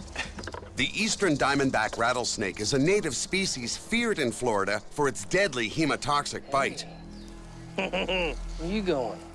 Hemotoxins attack the arteries and veins. They destroy red blood cells and damage organs and tissue. Even a quick sprint to the hospital won't always save an injured limb. Got you an eastern? Yeah, eastern diamondback. Look at the rattle on this thing. Ooh, it's a big female. You're pretty. You gonna kiss her for us? Yeah. Ooh. Quick like lightning. The eastern diamondback rattlesnake is North America's largest venomous snake. A 2.5-meter-long rattler can strike its victim more than a meter away. But look out, it doesn't always rattle before striking. Oh, there I am, huh? A little bit of heat. Hey, sweetie. Look at you. She's good. We've got an agreement. I don't get any closer to her, and I don't hurt her. And, you know, she keeps her distance as well. Tanner, you were here when we caught that other one right out front of the house. Yep. Thorne thought it was a stick. Yeah, that one. I forgot about that. It's hard for me. I understand people are really, really afraid of these animals, and this is a really bad bite. I mean, you know that. This is a really bad bite. I've been warning you about this since you were little. Venom on these things, highly toxic, really catalytic, and just destroy muscle tissue, and, I mean, causes real severe necrosis. You can lose fingers, you can lose hands, you can lose mobility in, you know, in your hand or in the limb. This is definitely a snake you don't want to get bit by here in Florida. She's using that rattle to say, hey, you know, I'm dangerous, stay away from me, I want to be left alone. See, she doesn't even... What? Yeah, here I am. Well, see, it's still defensive. She's coiled up, she's trying to protect herself. She's got the rattle going. Leave me alone, leave me alone, leave me alone. You just need love, don't you? So what are you gonna do with this one, Dad? We've got that preserve down the road and across the street. I think maybe I'll release her into there. It's perfect habitat. I may hang on to her, put a couple meals in her, and give her a head start because the winter's on its way. And she's heating up. Look at her go. Tail's working overtime. You want to bring me that tub and pack her up?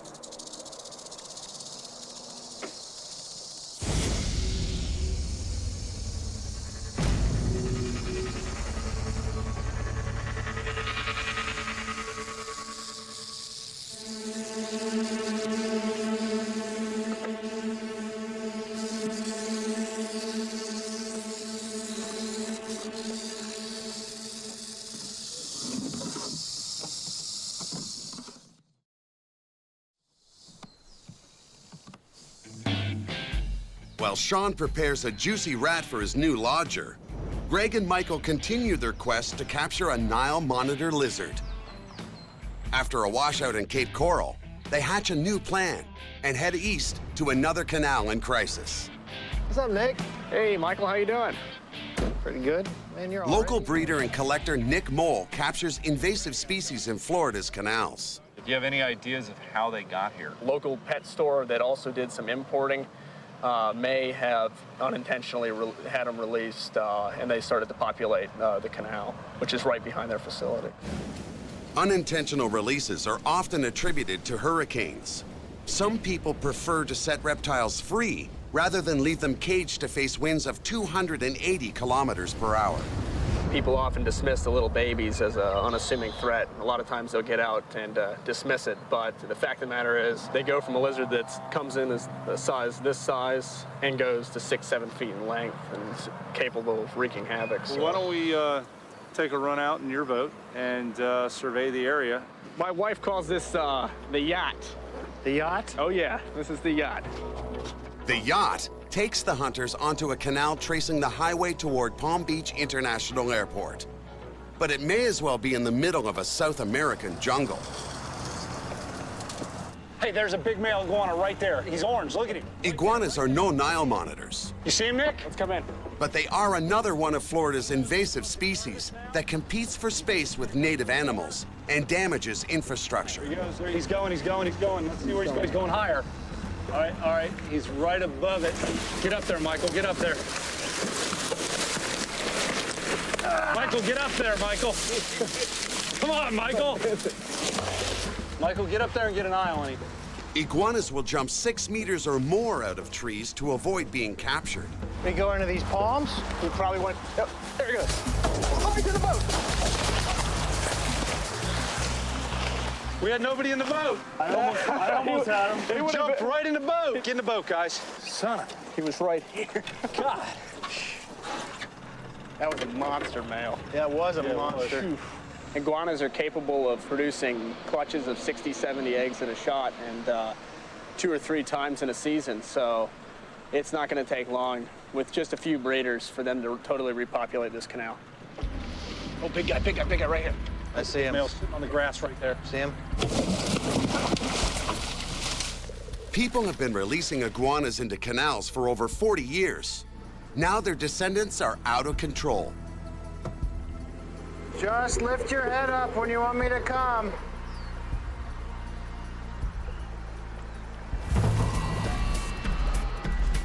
Keep going, Joe. He's headed back the other direction. He's too thick. We're not going to find him now. Man, this is frustrating. This sucks. Is that a big-ass iguana right there on that tree? Oh, yeah. Look. Yeah. Whoa. Wow. Yeah, it is. Look at his tail hanging down. He's already laying down. Look. He's already, his head was perched up. He's already laid down against that branch, and he wants to look like part of that tree. If he had his tail laying along that branch, I'd have never seen him. His tail hanging down is what gave him away. So what's the plan? We're going to set Michael up around the backside? We're going to need someone to scare him, and then we're going to need someone to catch him, so. I'll come down and scare him down.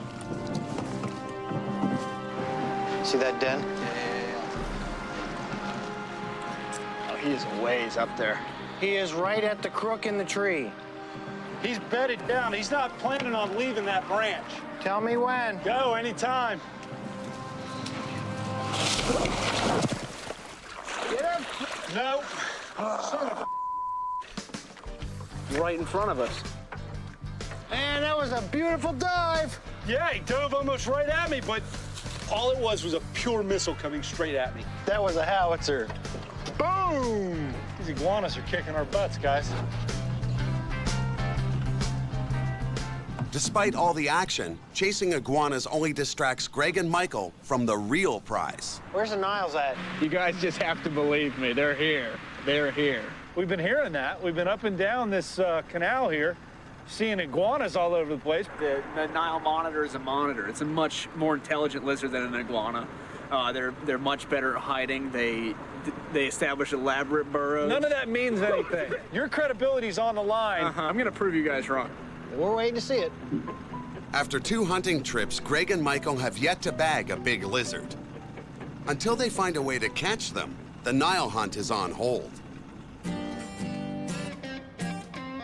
Educating kids about Florida's invasive species is just as important as catching unwanted invasives.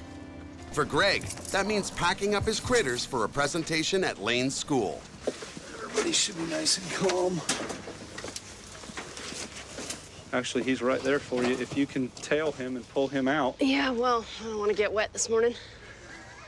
I'll do it. I'll do it. Just don't fall in on your head, please, Lane. Now he knows what's going on. He's going to try and stay on the bottom. Got him. You gotta hang on. All right, good job, good job. Wow. Hey, I wasn't gonna get wet this morning. Right in the eye. Doesn't have him. Lex, you want to try? Get your tail up. There you go. Got his tail. Hold it. Just hold him in there. Hold him in there. Don't splash. Lexi, All right, there we go. getting wet. I got him. It's all right. Jeez. There you go. We haven't had Skipper out in a while. You hear him? He's a little agitated. Don't get alligator all over you. How you doing, buddy? Usually he wouldn't try to even bite us. Oh, would he's he? not. Is he shy? He just wants to get down. He doesn't want to bite us. But if I put my finger in his mouth, He will bite. he'll chomp down on it, that's for sure. All right, go ahead and set him down in there. Lane selects a pet not many 9-year-olds can handle, a 3-meter-long reticulated python. Get his head quickly and control it, or he's going to keep crawling back in. There you go. Lexi grabs a threatened species and a native to Florida, the eastern indigo. You hold this. Hey, Mom, remember that one time For me. that the snake peed on me at the presentation? Everyone remembers that. That was in my class last year. Dad wrangles the intimidating Burmese python. Don't head near me. Do we need anything else out of here? I got it. I got it. Now we got to get Jack. Jack is Greg's most prized critter, one of less than 50 albino alligators in the world. There we go. That makes him a valuable addition to Greg's family and a hit at school presentations. Clean him up at all or no? Just gonna I leave him think, like that? yeah, I think he's pretty clean. He's got reverse going on. Yeah, he sure does. Haven't put him in his bag in a while. We need a bigger bag. Yeah, he does need a bigger bag. He'll be okay. For now. Greg and Sean share a passion for albino alligators. Look at Ice. Ice knows what's up. They've been competing to become the first person in the world to breed them in captivity. Yeah. All right. Morning. You hungry? Yeah, back up a little bit. Back up. Back up. No, back up. What'd I say? After purchasing their Louisiana-born gators, the race was on. Nilla, come on, girl. Then, in August 2010, Sean became the first to produce the prized gator in captivity. Good girl, Nilla. Your babies are doing good. Yeah. Your babies are doing good. I guess yours too. Huh, Big Papa? Not that you care. If they were out here, you'd try to eat them, wouldn't you? You'd try to eat them like snacks. Unfortunately, that's what bull gators do sometimes, is eat the babies. All right, be good. We'll be back. Look at you guys. They're my kids. They're my children. A lot of people thought that albino alligators wouldn't reproduce, that they, had some lethal gene or some sterility, which would preclude them from, having fertile offspring. When we got the eggs and you helped me take them out of the nest, we were psyched. And then when we saw that the eggs were fertile, we were even more pumped up. And then when these things pipped out, this household was just, on cloud 9. And the best part of it is, Greg thought that he was gonna do it first. We beat him. You're laughing at Greg? Yeah, that's funny, isn't it? Yeah, laugh it up. Greg does about a dozen school presentations each year. How you guys doing today? Good. In Okay. Florida, educating children about snakes and alligators is just as important as learning to swim. How many of you guys have seen the show Python Hunter? Okay, do you guys remember a snake? Do you remember a snake that got all chewed up by the vultures? Guys, I got it burned. Bad shape. Oh man, something's been eating him. He's alive. Oh, he's very much alive. Look at that. Ah, look at the injuries to that animal. Oh my, watch it. You got it? That's Something literally ate this while it was alive. While it was alive, couldn't get away. Wow. If you look at the beaks on vultures, they're tough. I mean, they are designed to rip flesh. See this? Boom. That's boom, a mouth. Yeah. Boom. Boom. That's chunks taken out. You know, just chunks after chunk. I will lay money that when this thing was cold in a catatonic state almost, something was picking it. Something just came up and was eating it alive. We named that snake Chewy because he got chewed up by the vultures, okay?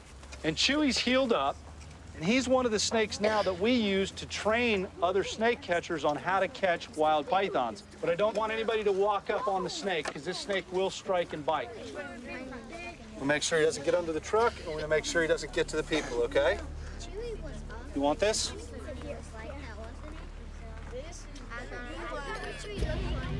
Chewy's gonna try and bite, then he's gonna get upset. Although this Burmese python has been in captivity for a while, it's still dangerous.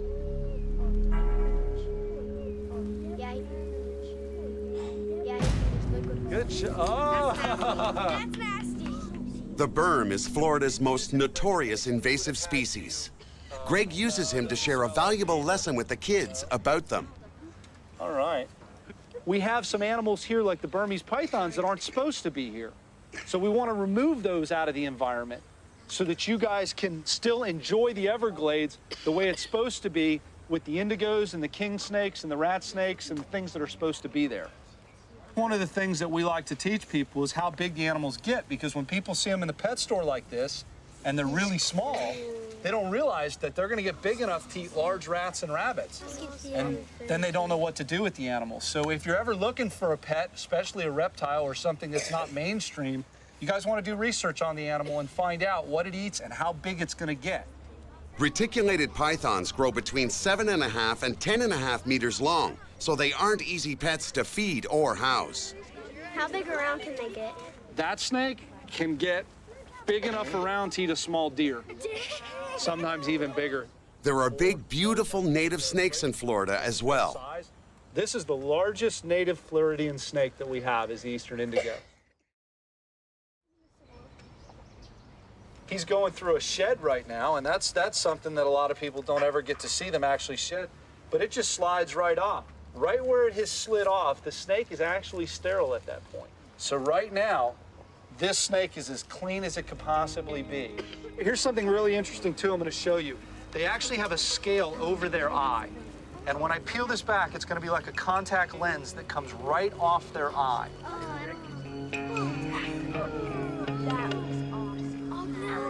Now, we can pass those around.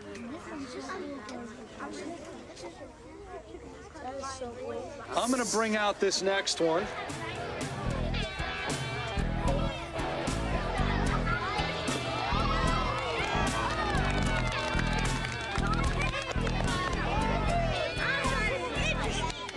As you can see, I don't have any tape on him, which is why we're not going to let anybody pet him right now, okay? Yeah, he's actually getting heavy. I'm going to let him sit on my lap here for a minute. When he gets this big, only bigger alligators and people. What's that? This is the second time this has happened to me during a presentation. Well, you want to hold Jack? He hasn't peed yet. Sure. Wait, yet? Yet. You're going to have to hang on to him because he's a lot stronger than you're used to. Get over that tail. I need this arm back. There you go. You got him? All right. Better not start swimming, buddy. Let it just relax and let's get him to calm down for a second. And if he pees, he's all yours. No, I'll hand him over to you.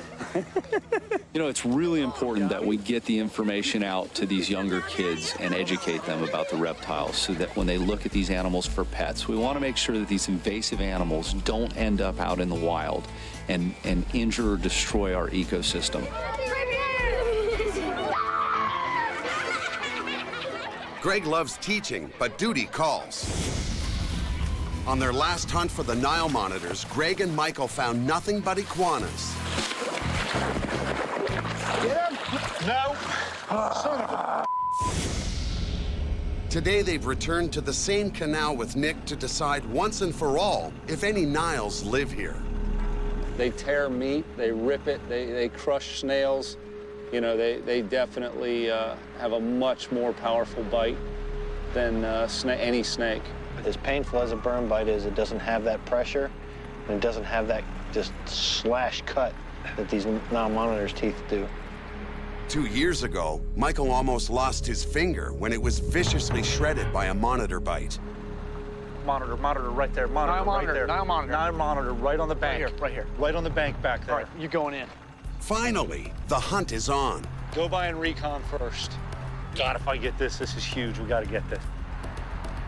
Oh, man, he's hard. He's going to be hard to get. I thought he was in a more open area. Right there. He's looking at us now. Turn around and nose into him. If he runs up towards Michael, we're golden. He's moving. He's moving. He's going back. He's going quick. Spin us around. God. That's definitely confirmation that they're here. Oh, yeah. The thing we need to do is come back here with a little bit better ammunition. We're not prepared for these lizards. They're There's another Nile. Turn around.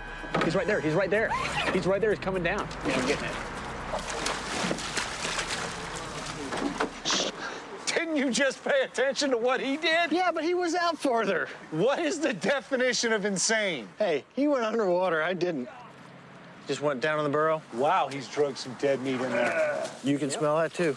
Yeah. They're pulling the roadkill, dragging it down here off the road into their burrows, and that's a nice smell.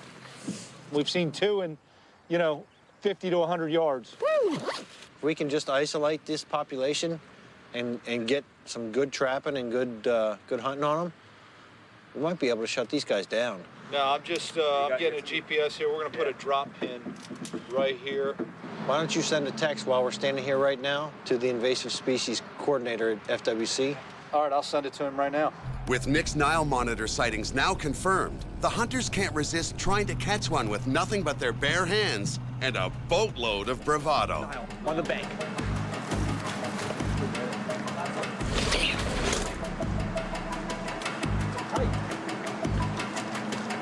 You got his tail? You got his tail? Yeah. Watch out. He can't turn in that pipe. I got his tail. Where is your... Which way did he go? Feel that? Yeah. You got that. A good-sized lizard. Get a grip and maybe swap out. I don't know if there's enough room to even move my hand out of the way. You got it. Okay, got it? Yep. Okay. Yep. All right, good grip? Got it. All right. God, he's wedged. Hey, I'll tell you what we can do. But you know There's a tip of this tail. We can get DNA. We can take the tip of this tail that's broke. Do you feel it? Ow! Son of a bit me. Really? Yeah, hell yeah, he did. Look at the saliva on my thumb. Look at how dirty my hand is, and look at where he cleaned off my thumb. A Nile bite can be very dangerous and painful and should be tended to by a physician. While they aren't venomous, their saliva does contain nasty bacteria that can cause severe infections. He's off in the unknown. At least we can say we all had our hands on one. I touched it. You touched it, I got bit by it. He got bit by it, you had your hands on it. Let's get out of here. Let's get out of here. I just think the chances of us actually being able to capture them right now is with the tools we've got is slim to none. We're gonna have to come back with a net gun and with nighttime, whatever it is we need to do. You don't bring a knife to a gunfight. Or in the case of invasive lizards, empty hands to a Nile monitor hunt. Let's see what we got. Test this new net gun out, baby.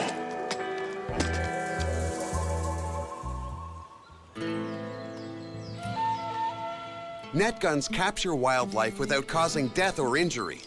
But this one came without instructions in English. Nice. It's in like Mandarin Chinese. Crap.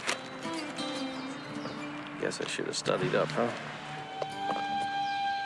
Nile monitors run away from humans at the slightest sign of danger. A Chinese jigsaw puzzle.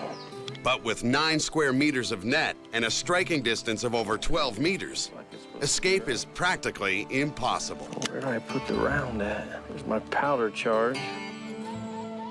Smart hunters test their gear.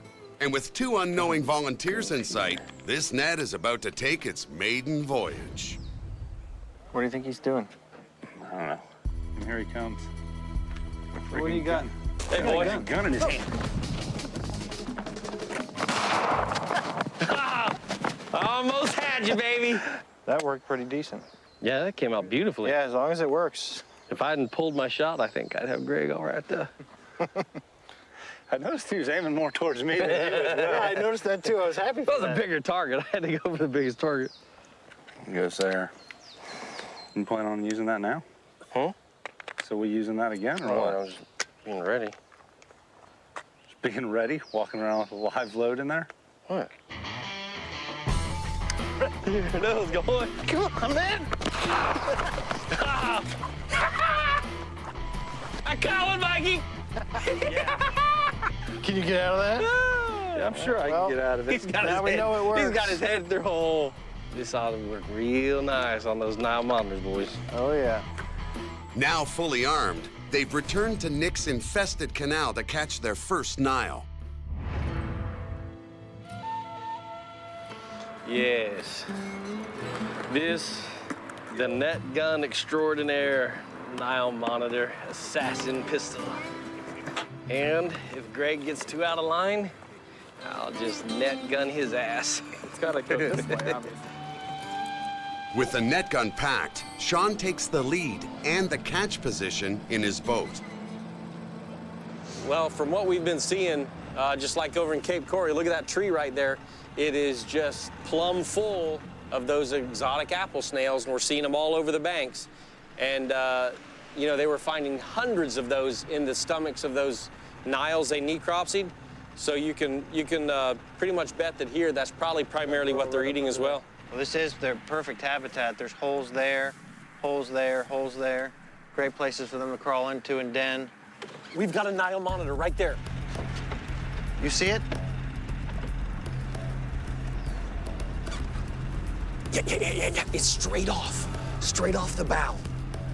2.5 feet above the water right there. That net might get through there close enough to... Yeah, I got it. To do something. That's its burrow right there. The left one? Yeah. Look, right above the cup.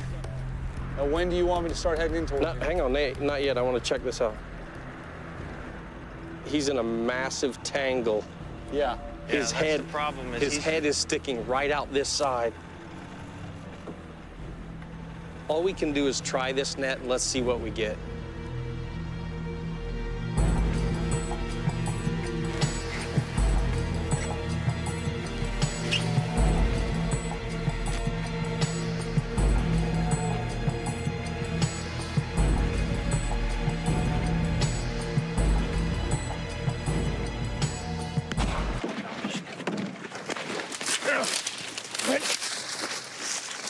Got her? I got her. Don't get on me, don't get on me. Can't get away with you that close, Michael. I'm back. Hold on. No, get that net over. Go this way, go this way. Go this way. She's on there. Get her. Woohoo!